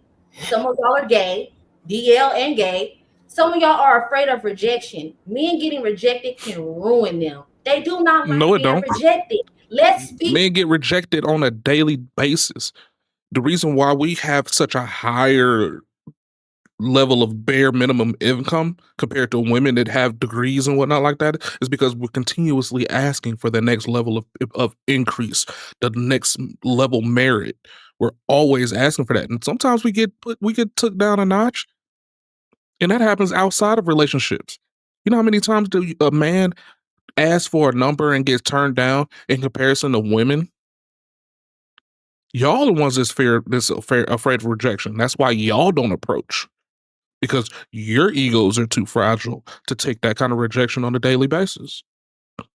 I know when I was younger and I actually was trying to hop down on chicks, I'd get 10 no's for 5 yeses. Betting 500. And at the time, I was like fucking chiseled out of a Greek marble. Muscles popping out of my fucking earlobes. You know what I'm saying? So it's like, it ain't like how I used to be, man. I mean, that's just what it is. And I mean, that's cool. But like, you can't act like it is going to be how it used to be back in the days and then at the same time telling everybody how different it is. It's completely different. You can't argue both sides at the same time. To the men not approaching women because they don't want to get turned down. They lack confidence in their game, and they're not sure if they have their eye on a ball, if they're going to be able to get that woman. It has nothing to do with, oh, I'm afraid she's going to take my $1,400 check from Jiffy Lube. She don't want that. She just wants you to buy her a taco bonnet, give her some good game, ask her what things to make her smile and what numbers to dial. And y'all may be And here. guess what, Dylan? And guess what? We ain't doing it no more. We ain't going for it no more because y'all ruined it. I just tried to tell you. Y'all asked the man a question. You asked them.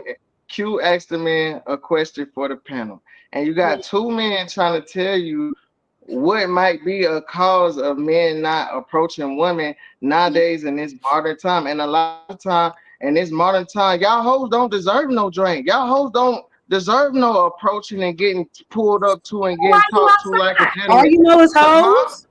All you know is hoes. What she said? Well, no, not. Why you outside, Teddy? No, she said y'all broke. She said y'all broke. I thought we were just talking. I said all you know is hoes. In general.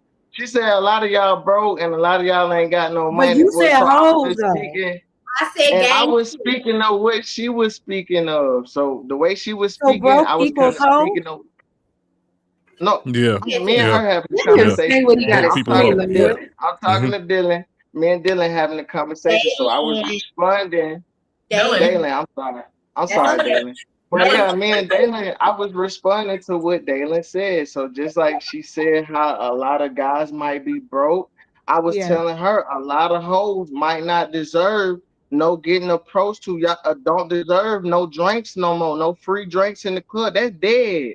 Yeah, that dead. Unless he got some money, and he want to trick up and y'all want to get a drink and y'all go like my boy goddamn Antoine said, get bust down by a real one. Then but the regular average everyday guy, no, we not going for it. He not going for it. No. So y'all, and then what kill me is because y'all, I remember back in the day, well, not too long ago, y'all said stop approaching us. Y'all said I'm tired of men approaching us. I'm tired of this. So now when men finally not approaching y'all, we don't want y'all little check or what's going. Come on, man. Okay. Yeah. So I don't think. Go ahead. So when you say you don't want to buy no drinks for, if you know that that's what you're going to be faced with, why go outside? You know. And I buy drinks. I buy drinks. Okay, so wait, hold up now. So now y'all saying that I gotta pay the admission prices because I want to go outside. I gotta pay for you because I want to go outside. Maybe I just want to go outside. Why I can't just want to go outside? I can't just go outside and go have me a drink by myself or a drink with my homies and shit. Where everybody pay their own shit, but then what? Because you're attracted to me, I'm supposed to come approach you, pay for you, and then accept the fact that I'm going 90% of the time get rejected too. Come on, man. Smoking dicks, man. That's you smoking glass. Like straight up, you smoking glass if that's what you think was supposed to happen just because. That doesn't make any sense.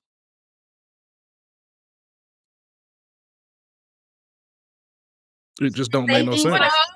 For the hoes. Wait. So what we talking about? No, I'm saying I'm speaking to the general sense of men. The general sense of men is not doing this no more overall. That's what we talking about.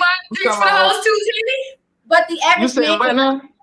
No, I was saying I was seeing if Tammy up there buys drink for the hoes too. Never, not anymore. Nope, not doing it. Nope. That's your Nope. Funny enough, actually, I just put this on Instagram and it went viral. It's going viral right now. I literally said that I have a $20 rule on the first date. I don't spend more than $20 because on the first date, no matter what, I go to like a park, coffee, or whatever it is to get to know the person, to know if they're worth investing time or money into. And then after that, hey, go crazy. I put it out there. The feedback you get from women is insane. What do you mean? I need to be spoiled. I got standards. You're like, I don't even know you. It's crazy. But yes, take to the Mexican restaurant. And you go back to I'm gonna tell you something. Tammy, you just moved to Dallas. Good luck. Good luck with that $20 so budget. It can't get any worse. I just came from Atlanta, so it can't get worse. I take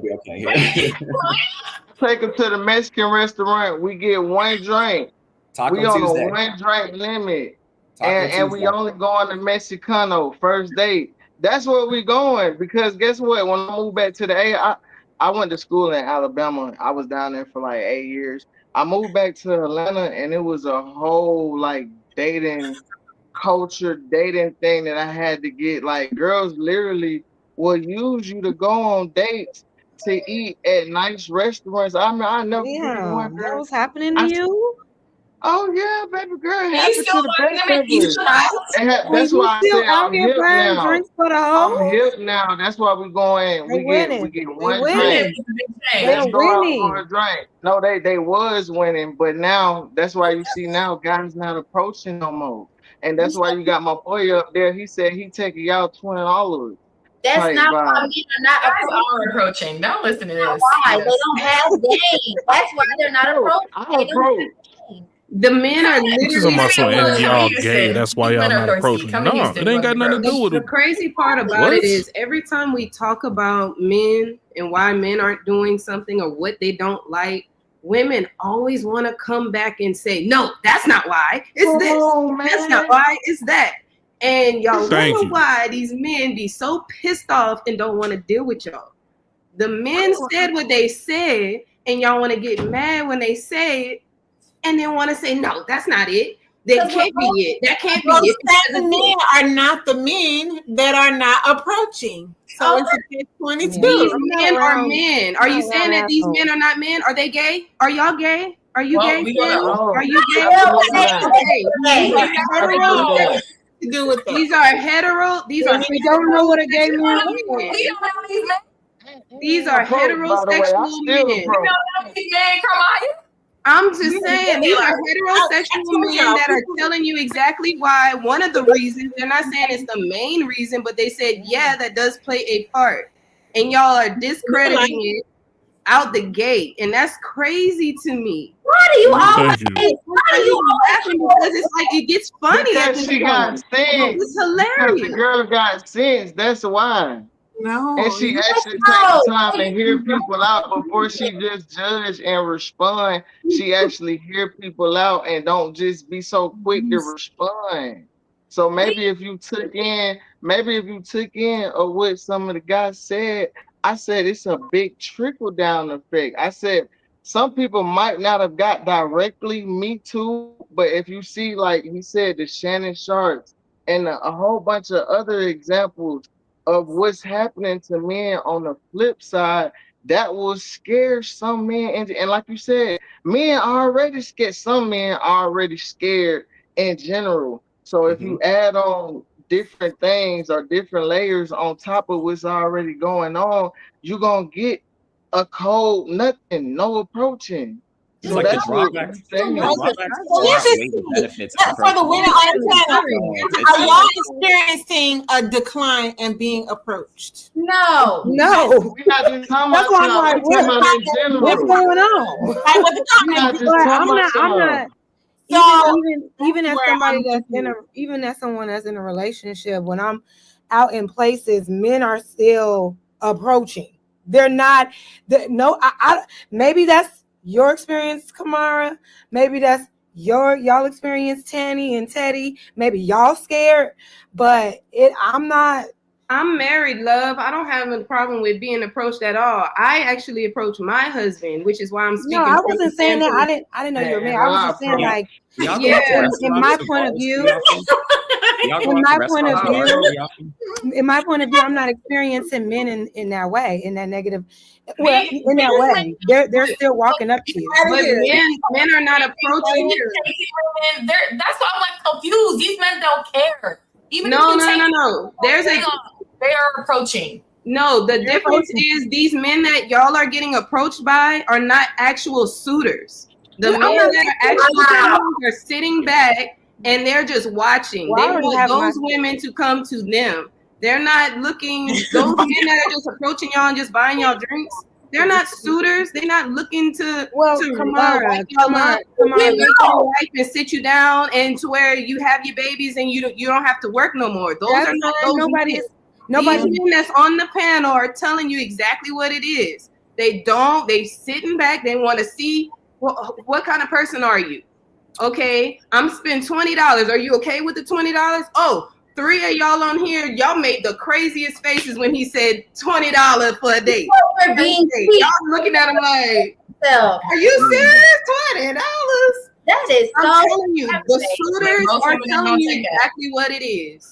Yeah, and y'all don't want to hear it.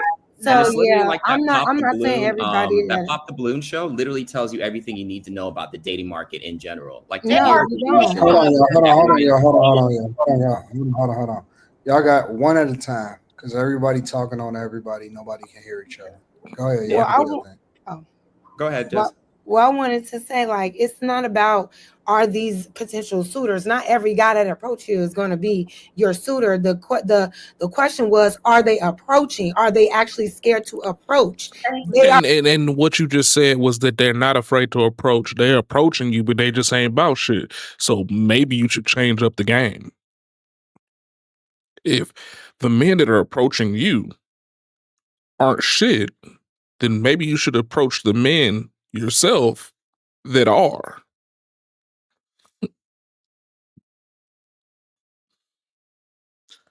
If you continuously crash your Ferrari, do you feel like you still need to drive the Ferrari? Or maybe you need to go figure out how to drive in a Honda real quick and then come back to the Ferrari when you figure it out, right? Or maybe the job that you're trying to pick, because it's not falling into your lap. Don't you feel like you maybe should go apply to the job that you do want that may actually come into your lap, that might work better for you? I don't understand what this headstrong bullshit is where people are like trying to circumvent the blame of not picking or not finding what you want on your non-ability to go do what you think is in your best interests. Like, it doesn't make sense. Are not scared to approach, whether they're the suitor or not. They're still approaching women. At least from my experience, that's what Daylin is saying. That's what Deja is saying. That's what Q is saying. I'm not saying it's not happening, but the men are approaching, whether they're suitors or not. It doesn't matter. They're not scared. Whether they're regular guys that's walking up to you, at the gas station, or you're at a nice event and a nice guy is walking up to you there. I'm not experiencing men being scared to approach women because of me too. So is he coming in? I got it. Hold on. Give me a second. I've been observing. I can't speak for anybody else. I'm pretty sure Jazz is 100% telling the truth. I know the only person I could really speak for is Q, because we spent a lot of time in real life with each other. Q don't have no problem having niggas coming up to her. Like, I don't know if it's just looks. I don't know what it is, but Q in particular, let me go this way. She don't have no fucking problems with guys coming up to her. So I don't know if it's a certain group of guys. I don't know if it's depending on the woman. I don't know what the dynamics are, but I don't know if it's certain cities, but shooters shoot. They don't give a fuck about what I'm saying. Though, I don't think there's a lot of shooters though. I think y'all getting hit on by like a small segment of people, right? I feel like the majority of guys just don't have that bravery. You're getting hit on by this 10% of guys that are just going after the girls, and you're like, oh, I guess everyone is doing it. When the majority of the quote unquote good guys really aren't, because yes, they're afraid of many different aspects, right? That I mentioned. And another one being social media. Just because, like taking the Pop the Balloon example, right? Just watching that show and watching the stupid reasons why a woman would reject a guy. Your shoes don't really match with your shorts, so I'm going to pop it. So guys have that in the back of their head, like women are getting clout for just rejecting me just because, right? I could have the best intentions in the world, but I'm just going to get rejected. And you're thinking about that. You're thinking about the Me Too. You're thinking about this and this and this. And it gets to a point. Maybe it's a certain age demographic or something, but I know shooters shoot. Like, Anton, are you saying the majority of guys are shooters? I don't know what. They shoot some way. Social media, in person. I don't hang out with. Hold on. I don't hang out with young niggas, so I don't know that. Like, I can't speak for a group that's probably under the age of maybe 35. You know what I'm saying? So I can't speak for that. I'm not even going to attempt to. But all I know is you could just go out the fucking door, and if I walk away to go to the bathroom, they'd be like, "Yo, niggas tried to holler at me as soon as you went to the bathroom." That shit is crazy. Like it's insane. Dudes, they don't give a fuck if you with somebody. They don't care if you're not with somebody. They don't care none of that. Shooters that shooting, they are launching all kind of offensive attacks. They don't care about what happened to Bill Cosby. They don't give a fuck about what these chicks is talking about on social media. It just, like I said, it might be just a demographic of guys or whatever, or it may be certain women that's complaining on social media. I don't know what the fuck their problem is. I don't know what else they got going on. If they got the angry woman face or whatever. But for some women, they gonna probably get shot at for the rest of their life. It don't even fucking matter about what their relationship status is. It don't matter. That's the thing, is that they gonna get shot at. Getting shot at means that you still just single as a dollar bill. Ain't nothing gonna happen from you getting shot at by people that's willing to that's got all the game in the world. I mean, don't get me wrong, man. I'm gonna go shoot when I want to shoot, man. But the thing is, man, I'm a high percentage shooter. I'm a sniper. I go for shots that I know for a fact I can hit. I'm not finna keep just going out there. I mean, every blue moon, I go out there and shoot for the moon. I go shoot at something that I don't know if 100% if I can get it, and if I do, oh yeah, I still got it.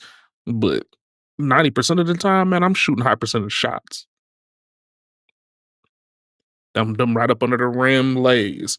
Them straight dunks in the paint. Every blue moon, if I'm wide ass open, I get that 3-pointer, I'm shooting that bitch. You know what I'm saying?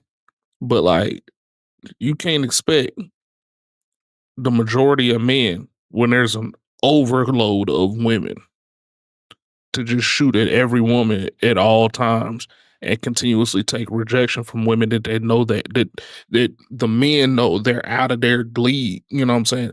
I'm way above this bitch right here, but she's shitting on me. You'd expect them to keep on shooting? Fuck out of here. For what? For what? See, Anton been in a marriage for so long that sometimes that he just his they look, they just gonna get that shit. His shit ain't hitting like it's supposed to because it don't make no sense. It just is what it is. His shit don't make as much sense because it's just, you know, hey man, I feel what you're saying, but who gonna keep shooting when they already shot a shot at a chick that ain't even worth the shot? Snoop Dogg basically was complaining about the fact that he took his grandson to a movie theater and then there was a gay scene. And this is the clip that went viral. And she had a baby with a woman. Well, my grandson in the middle of the movie like, Papa Snoop, how she have a baby with a woman? She a woman.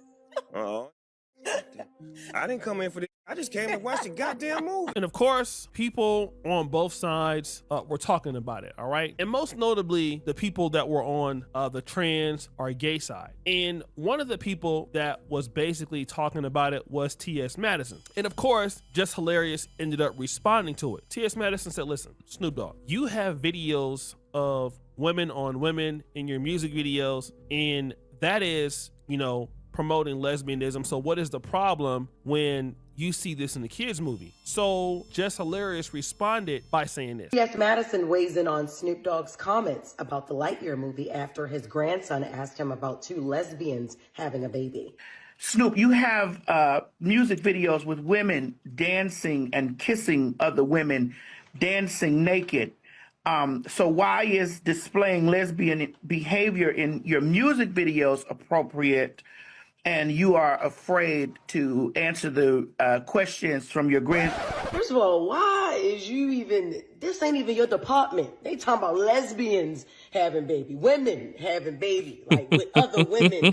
This ain't even your colony. So in this case, Just Hilarious is, I don't know if you want to say trolling, starting the argument, you know, kind of making it funky. And yes, Just Hilarious in this case is the instigator. And they have been going back and forth for a long time. Again, Just Hilarious has always kind of come after this whole idea that there is no such thing as a trans woman or a trans man. You just have men and women, and only women have babies and not what you consider trans women. Like T.S. Madison, T.S. Madison was born a male and identifies, our society would identify T.S. Madison as now being a trans woman.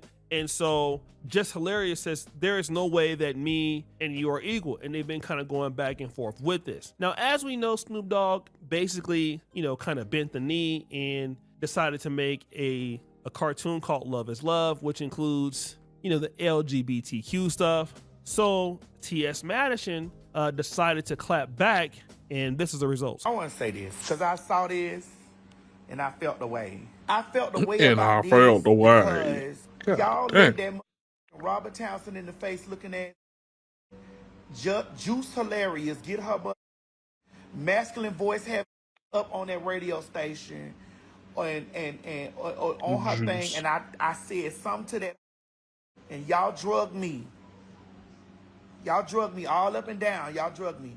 I need an apology because y'all let that mother bumble clout ass get her tired, big wide nose ass up there and try to serve me.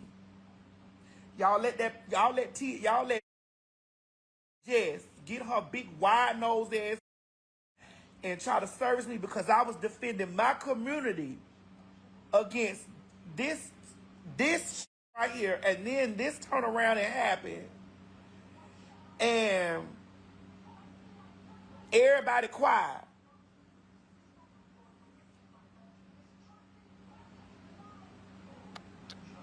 But now I see all the articles with my name attached to it. I'm looking at all the articles, Yahoo, Out Magazine. What else on here? Ooh, let me move this. Billboard. I see T.S. Madison's name all in that, right? T.S. Madison criticized his comments. T.S. Madison claps back. T.S. Madison this, T.S. Madison that, right? But y'all let that big wide nose meteor man get her mother hoarse voice up there, and then y'all was on there dragging me for defending myself against that punk ass Oh, okay. who played control games with me. And not only that, right? It's the in my community. It was the punks in my mother community who always get somewhere trying to be a pig Misha. So this language here is harsh, right? And T.S. Madison is really coming after a Just Hilarious, with some real vulgar words, not only to Just Hilarious, but other people in this community that were siding with Just Hilarious. And then you have some women out here who are basically taking Just Hilarious's side. T.S. Madison's undercover misogyny towards women is definitely at an all-time high. Undercover misogyny. I watch patterns, the way she treats women. And I notice her comebacks is always comparing women to natural-born women, to natural-born men. And how she's handling Jess Hilarious is further proving my point. That's all I'm going to say. And then you have people who are in the gay community taking T.S. Madison's side. Every single time that an LGBTQ plus topic comes up and T.S. Madison is involved, Just Hilarious goes extra hard and always has something nasty to say. And then when T.S. Madison claps back, everybody wants to disrespect T.S. Madison. But y'all do not acknowledge the fact that Just Hilarious just does not know when to shut up. You don't have to like trans people. You don't have to like gay people. But when you don't like something, then you avoid talking about it at all costs. And, I just want to say this, okay? I typically don't like to get into these sorts of commentary things on YouTube, but I'm going to tell you, this is what I see. And I want to use a content creator here by the name of Funky Dineva. Funky Dineva is a gay man. Right? He's not in the closet at all. He's completely gay. Sometimes he'll dress up in drag. And, Funky Dineva allegedly is, an advocate of black women. But at times, he will get out of hand. He's talked about Chloe Bailey in ways and which I thought was inappropriate. And, you know, he'll talk about black women in a very, you know, negative way, whether he means it or not. But I think he's just, you know, lost in the sauce because he is a gay man and a lot of his following is black women. And what, you know, what happens is, you know, he's just so used to seeing however he wants to talk about it, then he forgets that he is a man. Okay. I'm going to step out on a limb. When people see T.S. Madison, not everybody looks at T.S. Madison as a natural born woman. Okay. So when T.S. Madison is saying all of these things about Jess Hilarious, you heard what the sisters called T.S. Madison. She says T.S. Madison is misogynist. This is important to understand about the language. You are misogynist. That means you hate women. And how can you be a misogynist if you're a woman? That means that individual looks at you as if you're not a woman.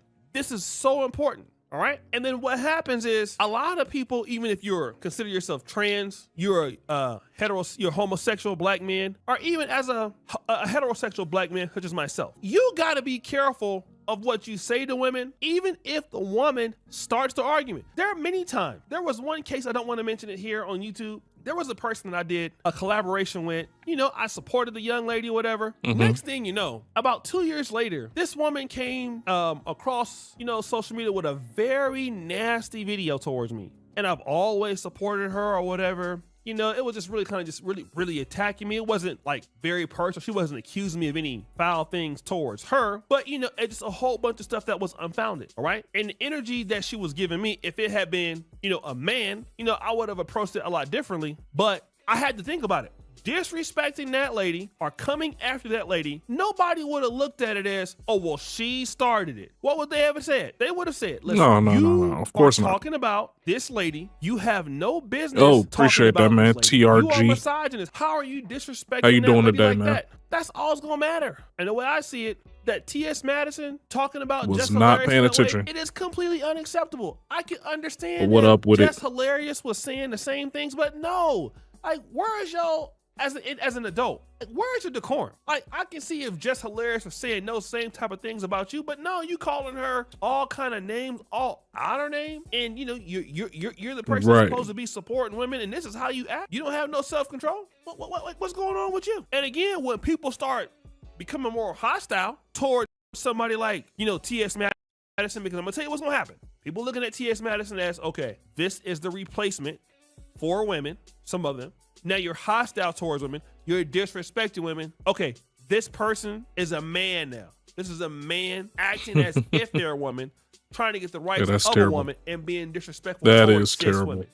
Now, ultimately, I see that those movements are getting stronger and stronger and stronger each day. So, guys, what do you think? It's your boy O'Shea Jackson back at it again. Full episode of The Celebrity Junk. Producer for all you do, turn the bell. We're out. Cheers. Yeah, I don't know what that was. That was the Just Hilarious situation, man. I thought it was gonna be something deeper than that. Ended up being that bullshit. All right, ladies and gentlemen, welcome back to the channel again. Thank y'all so much for coming over. Now, look. Yeah, I don't know what this is right here. It's about Beyonce though, man. This hopefully I don't get canceled off this. Where people were trying to expose Beyonce, you know, Jay-Z. We talked about Rock Nation. It's a lot of stuff that goes on in the industry. We all know that. We're back on the Truth Is channel. And this video title here says, Industry Insider Risk It All to Expose Beyonce. This is huge. This is huge because, you know, they talking I don't know about if here? This person is going to be showing their face. What they talking about? But, you know, a lot of times when you do stuff like this, there's consequences and repercussions. Just saying. Original video will be in the description for you guys to check out more and even subscribe, man. Same here. Shout out if y'all want to look at any of the videos on your own without my commentary, we got them all in the comment section, or actually I got them all in the YouTube Over the description, years, man. I got Beyonce everybody has earned in herself a order. reputation that is often on two sides of the spectrum. While Right. she has fans who love and adore her, she also has critics who believe there is a darker side to her. Most people consider Beyonce one of the greatest pop artists of all time, and the Right, undisputed queen of the music industry, with fans worshipping her like a literal god. I'm not exaggerating either, as there is an actual Beyonce church, where people channel God through what they believe is the goddess Beyonce. But Beyonce while church? millions worship There's a church? I honestly, I feel like I knew about this, but I honestly forgot. Just hearing that, a Beyonce mass. Wait. Yeah, that sounds crazy. That sounds crazy. Hold on. Let me rewind a little bit. I'm not exaggerating either, as there is an actual Beyonce church, where people channel God through what they believe is the goddess Beyonce. But while millions worship her, others see her as overrated and overhyped. Besides this, there are many other allegations made about her. But the most shocking allegation that's out there about Beyonce is that she's a real evil witch. Since as early as the 2010s, people have accused Beyonce of being into witchcraft. For years now, her fans have tirelessly defended her against these allegations, refusing to believe that their beloved Queen Bee could in any way be a witch or into witchcraft. But now, Beyonce is once again facing these witchcraft allegations. This time, it's not just from a regular everyday person. It's from someone who has worked for Beyonce and many other artists in the music industry. Beyonce's former backup dancer has come out and made seriously disturbing allegations about her. Y'all know I have to say it. When someone shows their face, stuff like this, pay attention. All right, I gotta watch out. Pay attention Probably to gonna be this next on the person chopping block. moving forward. She can never Always be disappear. looking like for breaking news to come out. Accusing her of not only being an evil witch, but even claiming that Straight Beyonce up make allegedly disappear. tried to have her goddaughter R-worded. Now, these accusations seem to give more validity to the claims made against Beyonce being a witch. Hey guys, I hope all is well. Welcome back to The Truth Is, where I drop new videos exposing the truth weekly. In today's episode, we will be going over the allegations made by Beyonce's backup dancer and looking into the theory that Beyonce is possibly a witch. But before we begin, I need you guys to subscribe if you haven't, like, comment, and share this video so we can get it seen by as many people who need to see it. You truly have the power to spread this video to others just by liking and commenting. So if you want to help spread this information, make sure to do it. I want to thank you all. Now, let's get right into it. If you have been on the internet for the past 15 years, you have likely heard of the rumors that Beyonce is a witch. While at first, it was looked at as just another wacky online conspiracy theory, over time, more and more evidence seems to surface that supports the possibility of Beyonce actually being into witchcraft. But before we get into that evidence, we must first go back to the day those allegations actually started. Claims of Beyonce being into the occult and witchcraft seem to trace back to the early 2010s, specifically the 2013 Super Bowl performance in which Beyonce was caught on stage doing this triangle hand gesture that the public had associated with the Illuminati. While most fans pointed at the gesture being a nod to Jay-Z's Rockefeller, others pointed to the occult significance behind the Hold on, because I just saw the something. public had associated with the Illuminati. While most fans pointed at the gesture being a nod to Jay-Z's There it is again. The Balenciaga. Whenever I see it, especially after that thing came out, yeah, man. Especially after that thing came out. What came out with a Beyonce?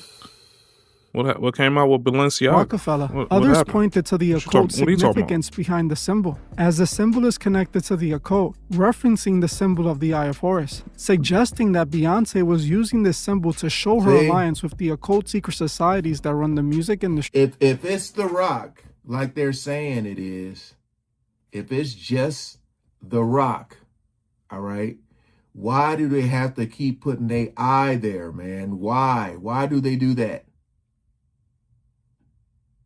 And do they do that so people can be like, yo, do they do that to talk about it? So people can talk about it? Yeah. Oh, no. Like, I mean, what does that have to do with Rockefeller? just what folk do, man. Since early in her Jingle career, fold dude, Beyonce, like her husband Jay-Z, seemed to utilize a good amount of occult symbols that led people to start calling both of them members of the Illuminati. Again. After this Super Bowl halftime performance, the accusations started ramping up to new heights, with people seeing this strange occult imagery in a lot of her work as proof that she was into the occult. These accusations got so prominent that Beyonce herself tried denying it in her song Formation. She called out her critics by calling them haters and saying that they were corny for their Illuminati accusations. But after acknowledging the accusations, her use of occult imagery and strange lyrics continued. One moment that didn't help her case was when she released her album Lemonade, as she had some very controversial lyrics in a song she titled Denial. In this track, she spoke about using pages of the Bible as a tampon for her period, singing, "Plugging my menses with pages of the Holy Book." This only further gave more life to those Illuminati accusations that are still prominent to this day. While Beyonce was using occult symbols and playing around with the idea of being in the Illuminati, those who called her out were music industry outsiders who were all seen as conspiracy theorists, so no one really took their claims seriously outside of those in the truth-seeking communities. But in 2018, that all changed when an industry insider by the name of Kimberly Thompson made some serious allegations against Beyonce. Kimberly Thompson is a 3-time Grammy-winning drummer who has worked with many big artists in the music industry. She worked with artists like Alicia Keys, Kanye West, but most importantly, Jay-Z and his wife Beyonce. Kimberly had performed and toured with Beyonce for over 6 years as a member of her all-female band. In 2018, Kimberly went viral when out of nowhere, she filed for a restraining order against her boss Beyonce. The reason for this restraining order was due to Beyonce, quote-unquote, using extreme witchcraft against her. Kimberly accused Beyonce of using magic spells to SA her, being behind the death of her pet kitten, and also tapping her phones and controlling her finances. Eventually, Kimberly was invited onto Daily Mail to discuss her claims against Beyonce. The news anchors repeatedly tried to paint Thompson as a crazy person, but Thompson told them that Beyonce was indeed a witch who used witchcraft against her. Bewitching Beyonce. Did Queen Bee practice witchcraft on one of her musicians? In this Daily Mail TV exclusive, the drummer who claims she was put under Beyonce's spell is now speaking out. The fact that people keep saying I'm crazy, hell, the situations I had to deal with and survive are crazy. Kimberly Thompson says she is tormented from being put under manic sexual spells by Beyonce. We're talking about other situations where changing into animals and jumping into other bodies and all kinds of really crazy stuff. In bizarre court papers, Thompson claims Beyonce, who she refers to as this person, has started a campaign of harassment against her that includes extreme witchcraft, dark magic, and magic spells of. She also claims Beyonce murdered her kitten after the singer put a spell on it. They were like, the cat has a spell on it. The cat was taken back to her people, and they killed it. It's unclear why Thompson is speaking out now. So for the Thompson lady, what does she have to gain by saying these things? You know, because people, you know, again, are going to be like, oh, she crazy. Right. So she's like risking diminishing her character by saying these things. There's really nothing to gain here. So why do people do it? And then why is it so hard to believe? Like, when you look at it, who are people going to believe, her or Beyonce? You know, it's been a lot of stories, but again, and I'll say it, there's all the stuff that has been alleged. But they kind of seem untouchable, right? Even though she says Beyonce has been at it since 2006. She's not been able to let me go. She's not been able to let me progress. She's just been a savage. Not long after this interview, the judge denied the request for a restraining order on September 19, 2018, and Beyonce and her team never directly addressed the accusations. Eventually, Kimberly went back to working in the music industry, where she remains to this very day. This was the first time at least a mainstream level that Beyonce was called the witch. Allegations that have stuck to her until this very day. Accusations that her Stan-filled quote of Beyonce has endlessly defended her against. Now, 7 years later, another industry insider has come out and made similar allegations against Beyonce. This time, it was industry dancer Khadijah Sherry, who, just like Kimberly Thompson, has a successful career inside the music industry. Sherry worked with many artists in the industry. She worked with Pharrell, being featured on the cover art and in the music video for his 2014 single Marilyn Monroe. She worked with Rihanna, performing on both the Loud and Diamonds World Tours, and appeared in the music video for Where Have You Been? But most importantly, she worked with Beyonce, appearing in the music video for Formation and performing with her during the Super Bowl 50th halftime show in 2016. Just a few days back though, Sherry went on social media and made a post accusing Beyonce of some seriously dark things. She accused Beyonce of not only being an evil witch, but also trying to have her goddaughter R-worded and harmed. She posted this statement aimed at Beyonce, stating, "Are you effing serious? You called for my child to be R-worded? You evil effing witch? At essence, check on my child. I'm about to blow this through the effing roof. At Beyonce, you went too effing far. You gotta be kidding me. I'm the child you off to be a star. You forgot? You were only supposed to be a star on the tree. Giving orders of takeouts never went with your stardom. Watch, WTF y'all do at this time. When it was happening to me, I kept my mouth shut for my career. Now with my goddaughter, I'll blow your world up." Keyword right there. I shut my mouth.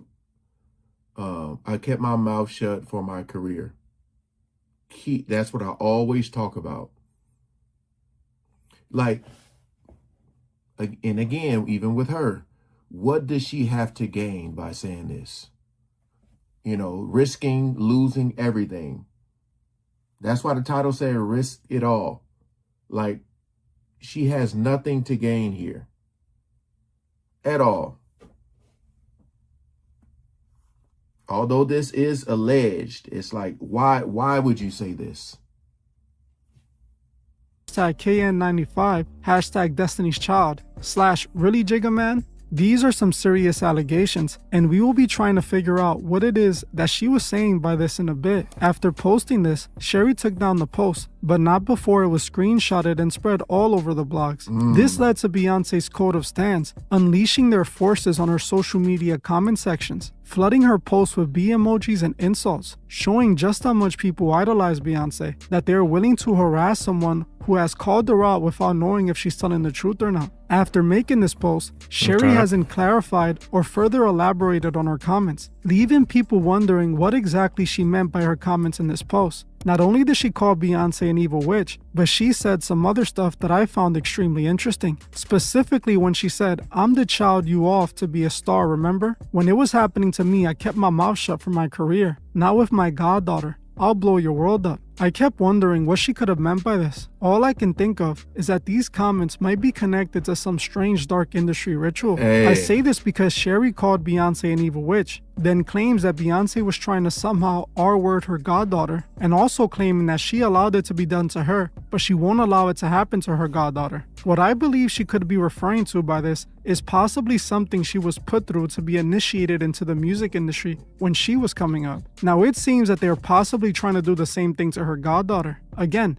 I can only assume because she didn't elaborate on her accusations, but knowing how dark the music industry gets, this seems like what she's possibly referring to. The only thing that's clear about these allegations is that she called Beyonce an evil witch and that she tried to harm her goddaughter somehow and have her R-worded. Interestingly enough, these accusations seem awfully similar to the accusations Kimberly Thompson made against Beyonce long ago, as they both accused Beyonce of using dark witchcraft against them, also harming their loved ones. In Kimberly's case, it was her cat, and in Sherry's case, her goddaughter. While at first Beyonce's witch allegations seemed like a stretch, today it seems like a reality. It's no longer just the audience that is calling her out. Now, members of the same industry who worked for her have come out twice to accuse her of using black magic on them. And it's not just former employees either, as one woman who herself identifies as a witch has also identified Beyonce as a fellow witch. Sometime back, I played this clip from an episode of Tasha K's podcast, where she interviewed an industry witch named Satin Says. Satin Says gets hired by big-name celebs for her root work services. During the interview, the conversation of industry witches came up, and it ended up on the subject of Beyonce, where Satin Says confirms that Beyonce is in fact a witch. Witch? Oh, I am a witch, but I don't do hexes for everybody though. Just scared. No. Oh, okay. I didn't know. Because, you know, they tell me Beyonce's a witch and that we should be scared. Yeah, okay. Yeah. She's an Ifa. So when she wears her yellow, that's Oshun. Oh. You know, riches and beauty, love, and all of that. Which I can see why she's connected to Oshun. But yeah, so it's another kind of tradition. Okay. Like a lot of people would think but it's really Ifa. So it's like a lifestyle as a religion. Because I always wonder why y'all on them flowers and y'all on that elaborate. I'm like, can nobody buy your clothes? Your clothes look different. You know what I'm saying? She probably gives her, so she has her own altar. She gives her food. She has parties for her. All of that. Just like Summer Walker. As you can see, many people in the industry call Beyonce a witch, an accusation that Beyonce has never tried to deny. While she has denied being in the Illuminati, which she isn't a part of obviously, she hasn't denied being a witch. It's because Beyonce is likely deeply involved in witchcraft. Now, if we are to believe her backup dancer and drummer, she is using that witchcraft. I'm cool off this, man. This is too much speculation and bullshit. I ain't got time for that. Fake news. Y'all telling her that she should just go back to a marriage that she was miserable in also doesn't She make wasn't any miserable. sense. It's officially been 3 years since Tia Mowry wasn't announced miserable. her divorce from Corey Hardrick.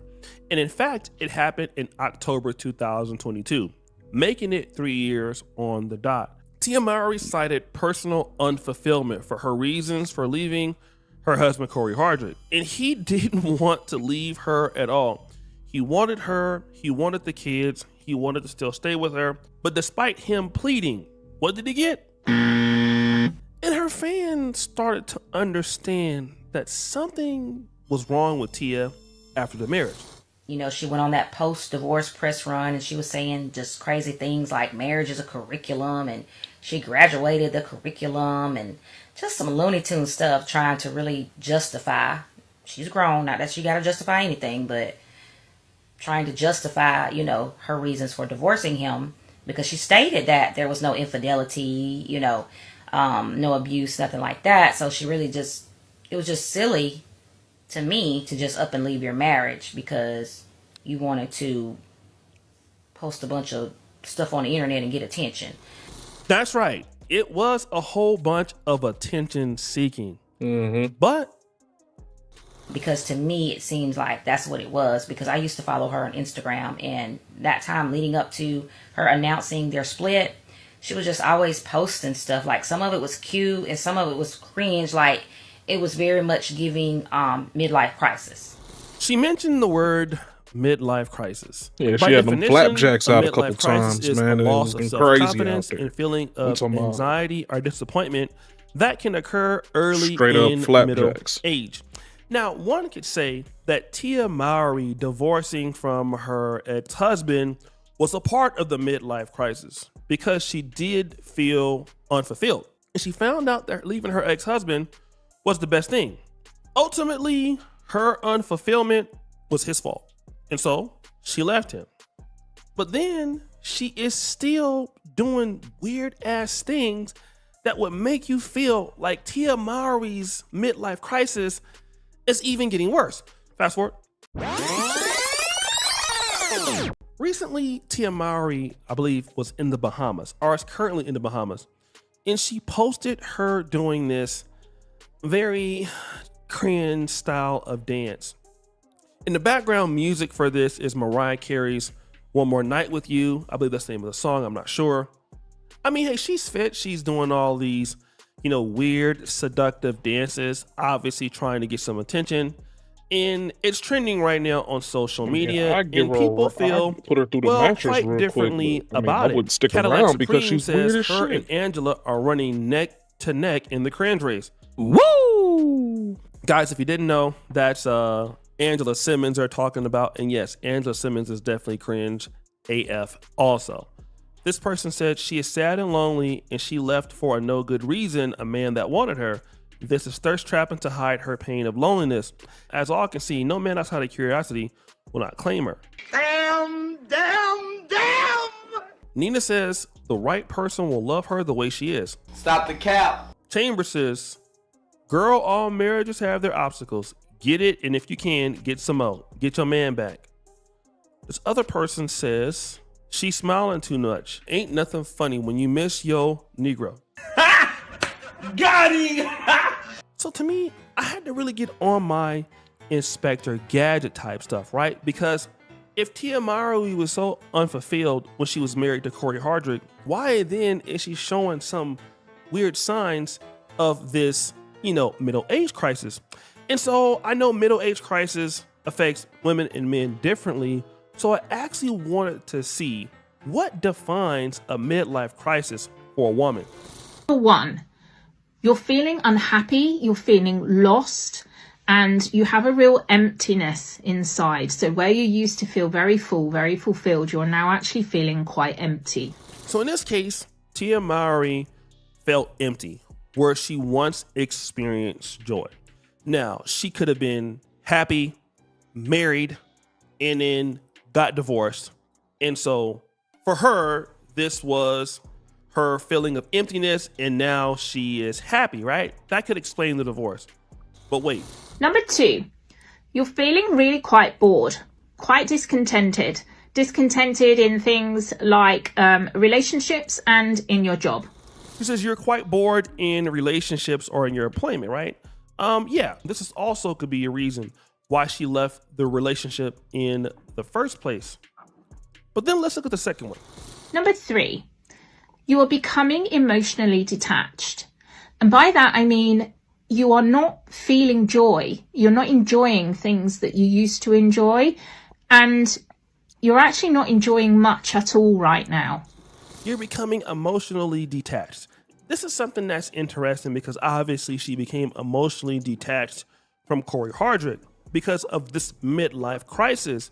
But see, it's easy to blame all of your problems on other people without understanding the wider context.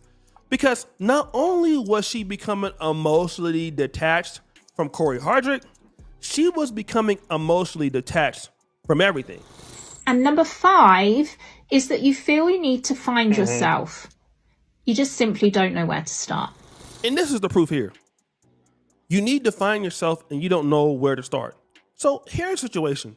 You say this black man, Corey Hardrick, who's a good father, he never mistreated you, he loved you and your kids, you get rid of him, okay? And so now you're trying to find this new identity, you're online, you're dancing really cringely, trying to get attention, her thirst trap. Really cringely. This isn't the first time that you've done it. You're telling other women how they shouldn't be defined, by being somebody's wife, somebody has to serve your purpose and all of this, right?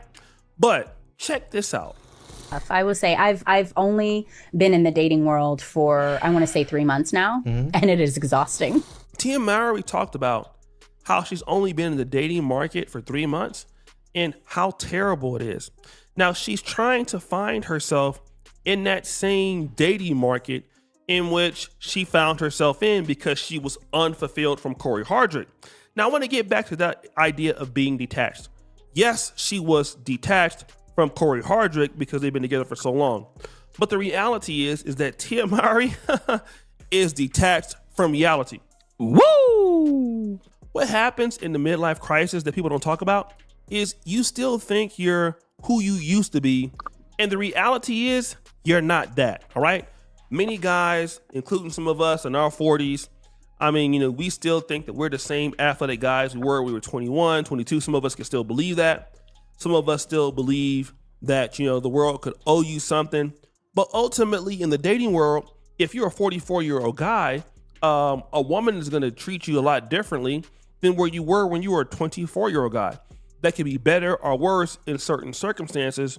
But the reality is that most people who suffer from midlife crises are completely delusional from where they are in the real world. And people typically do not value you as much as you value yourself. And that's the real problem with the midlife crisis, is that you at certain points, you got to understand, I am 46 if it's Tia Mowry, 47. I am 44 if I'm O'Shea, all right? There are certain things I must bring to the table for somebody else. And I must bring value to the table for somebody else, because what somebody else wants should be very, very important to me after I've been living 40 something plus years on this earth. And the midlife crisis, when it's delusional, tells somebody that, listen, You know, I'm okay as I am, and somebody should deal with me as I am, even if I'm not willing to give them any kind of parity in life, because they don't deserve parity. They should be glad I'm talking to them. And many people with a midlife crisis have a seller's market mentality. Tia, you're not 16, 17, or 18, you know, and the whole world is watching you on Sister. Okay, you're not 25 anymore. You're not 30 years old anymore, okay? At this level where you are right now, it's not about the fact that you need personal fulfillment, but that other people need personal fulfillment. And the hardest problem that Tia Mowry is having is that the world isn't bending to her as it used to when she was like in her teens or even 20, because you're 47 years old and you're not used to the world not kissing your ass anymore, because times have changed and you have not changed, right? And she even mentioned her issue in the dating market by saying this. My last relationship when dating was, when I was, dating this person, it was beautiful. It was amazing. It was wonderful. There was courting that was, involved. She mentions that her last relationship was great in the beginning because courting was involved. So you want somebody to court you, a person who doesn't care about how other people feel, and then you at the same time complain about it. But the reality is you're detached from reality. The reality is you thought it was Corey Hardrick's issue as to why your problems were, adding up. And you're the biggest enemy of all your relationships, whether it be business or financial or whatever the case is. You just don't want to give any sort of value to anybody. And then now we're seeing that because you're trying to get attention, and yeah, all that thirst trapping is attention. Because if somebody won't deal with you based on, just having a relationship based on parity or what they can get out of it, because to be honest, nobody can get anything from Tia Mowry, then let me at least try to show to the fact that I'm 48, I'm still in somewhat good shape, and you know what? I look nice. And guess what? That solves some problems here and there because she is nice looking. You have the women come on in the comments and talk about how beautiful she is and, she looks good for her age and all of that. But the wider context is that nobody who she wants is saying that. Woo! Because at her age, beauty comes with any guy. For example, the man that Tia Mowry want to deal with has every opportunity with women. Being beautiful is just one of the things, but willing to sacrifice in a relationship and give value, those are two different things. And this is something that she largely has an issue with, and largely a lot of women may take umbrage with. And then again, in your midlife crisis, you're not ready for the world that you have to adjust to. Men have it, I think, a little bit easier, because if you're not like the best looking guy when you're 25, probably don't matter if you're ugly when you're 50. I mean, you've been ugly all your life, right?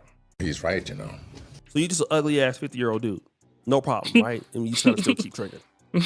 But if you're a very beautiful lady and things have gone your way, and now they're not going your way, so now then you just how an do you ugly keep ass your 50-year-old attention on man. yourself? I mean, basically, by making yeah. little dumbass That's how that dances shit like go. this to go viral, and then you even make yourself look more desperate and crashing out, because guess what? It's evident that nobody wants to put up with you.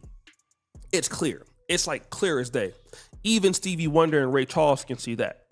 And again, if you take away the fact that you are beautiful or you are good looking, it's not enough. Why is it not enough? Because the wider context says you've been detaching from reality from anybody that don't want to give you what you want. And this is Tia Mowry. And guys, it is going to get worse. We've already seen her spreading her legs, accidentally showing the what.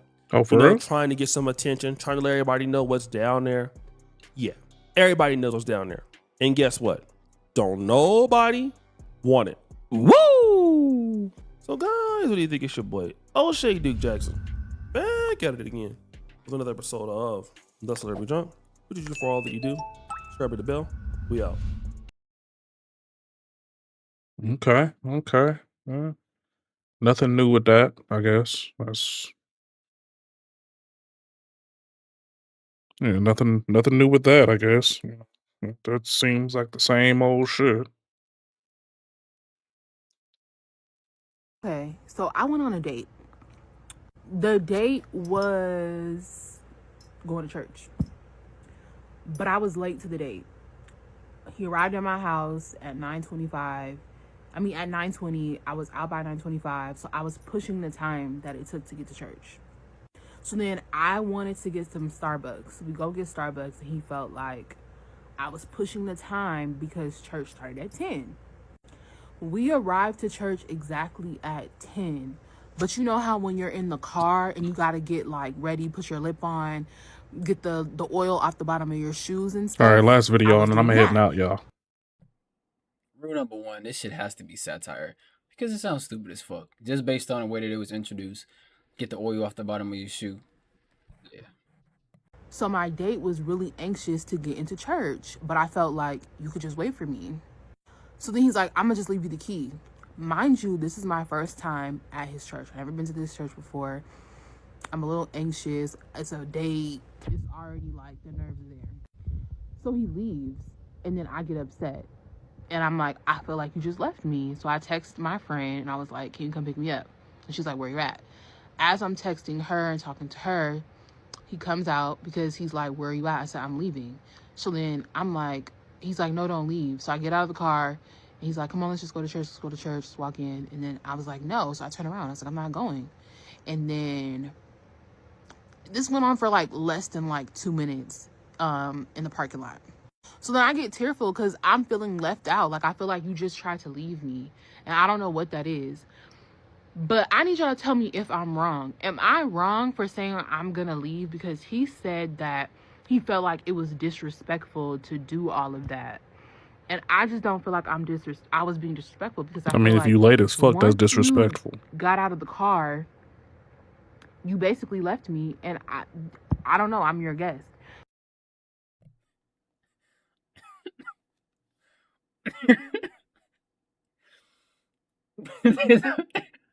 I'm your guest is hilarious. Look, ma'am, you're wrong. Okay, and the video don't have to be that long to tell you that you're wrong. Okay, but welcome to the DeMarco Fake will get the full effect of me. First of all, the guy was waiting on a woman, right? 9:25. So she had him sitting outside for a few minutes. She came outside, then she told him, let's go to Starbucks, right? He said, we're pushing time to go to church because church is at 10 o'clock. She said, well, let's get Starbucks, right? Then she gets to Starbucks. They get it. Then they get back to the church at 10 o'clock. She's sitting in a car talking about wiping oil off of her shoes. And now he's like, let's go inside. And she's like, well, I think you should wait on me. And he leaves her the keys and say, well, I'm going to go inside and you come inside once you're done. She calls her friend, tell her friend to come and pick her up. Yeah, I mean, long story short, it sounded like she didn't even want to be there. Left out. She didn't want to be there. Took you to Starbucks. You was already late coming outside. Then y'all sat in the car and you had to fix your lips and your plumps and wipe the oil off of your shoes. Mm-hmm. And now you feel like you're left out when you done disrespected this man 3 different times. Hell no. Hell. Oh man, yeah, ma'am, you're wrong. I'm sorry. I hate to break it down. I hate to give you the facts of the situation. But baby girl, you are wrong. You don't mess with folks on their religion, man. Proceed. Granted, I don't think that was the intent, but I want to know if y'all feel like I'm disrespectful because I just don't think it's disrespectful that I felt like he could have waited like 3 minutes. I was done. We got to church at 10. I wrapped everything up by 10:03. But then he wanted to church started at 10. He ended up having to come back out. He was already late. Wrong? Is that wrong? For real? Like, is that?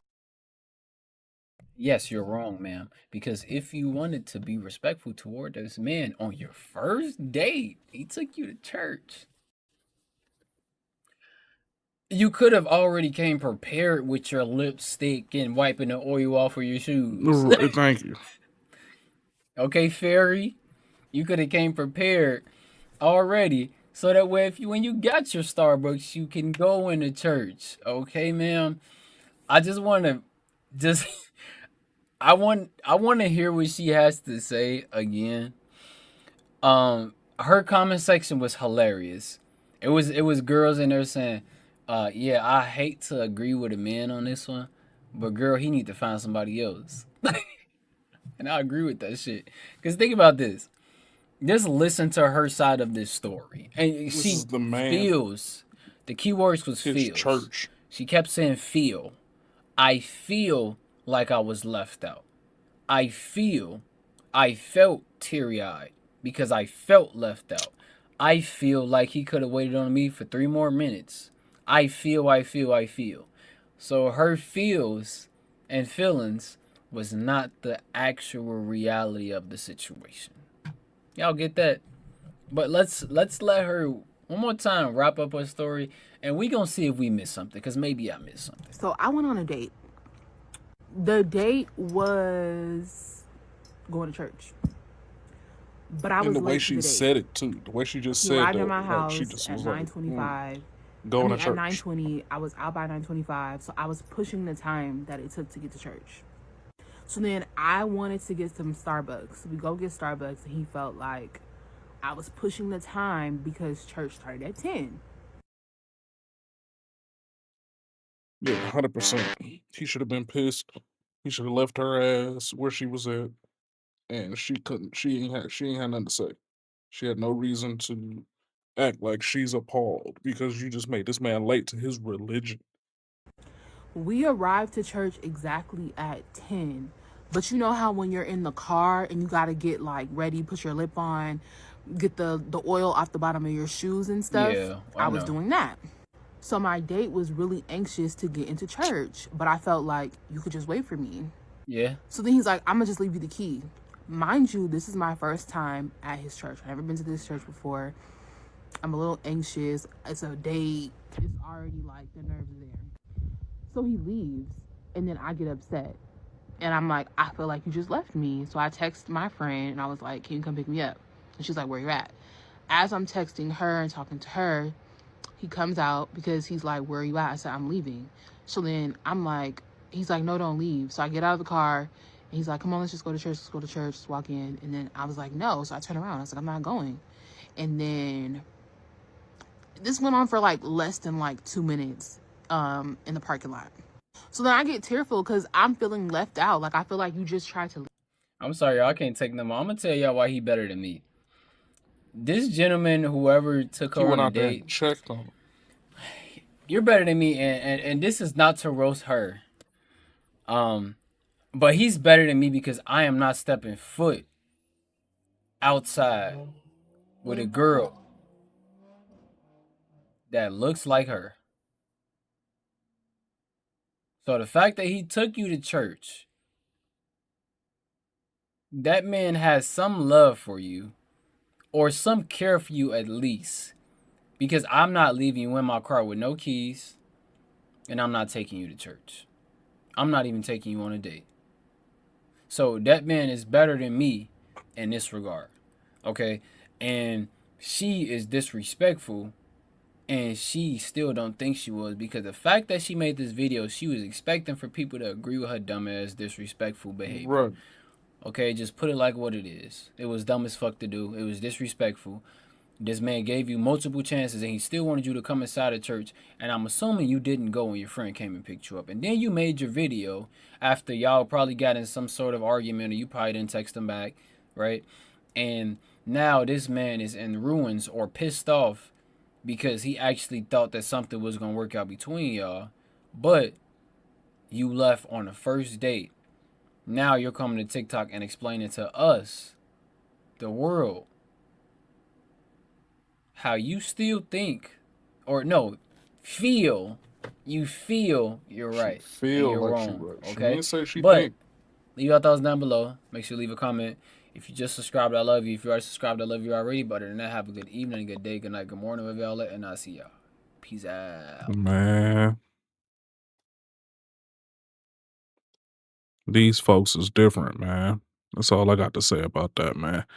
These folks out here, they don't care about your time. They don't care about your effort. And if you find somebody that does, then hold on to them. Because a lot of them don't give a damn. And that's the first sign of you need to move away from that person anyways, because a lot of times they just gonna come out here and do some bullshit and to have you out here looking stupid. This man was going to be late to his religion over this woman, and she over here still trying to stretch the times, trying to do all this extra ass shit, wipe the oil off from the bottom of my shoe. For what the fuck is that? What the fuck does that mean? Don't even sound like that mean anything for real. Wipe the oil off the bottom of my shoe? What? Like, what are we doing? Anyways, man, like I said, man, as soon as they feel like they're wasting your time, get off, kick them out. As soon as you feel like they doing anything disrespectful, kick them out. Don't even wait on it, because I mean, it ain't gonna help you waiting on it. Just gonna get rid of them, dismiss them. There's more of them out there. You ain't gotta wait around on this one. This one probably already damaged anyways. That's why she moving how she moving. She looked pleasantly plump, which I mean, usually I ain't got no problem with, but it's like, if you out here doing all that extra shit, man, then you out here you looking like how you look, then you you dead in the water. For me, at least. You can't be doing both. Can't do both. You got to be pleasant, or you got to look extremely good, or a little half and half. You got to be at least a 7 and somewhat pleasant. Or if you look 4 or 5 like how she was, you got to be 100% A1 pleasant.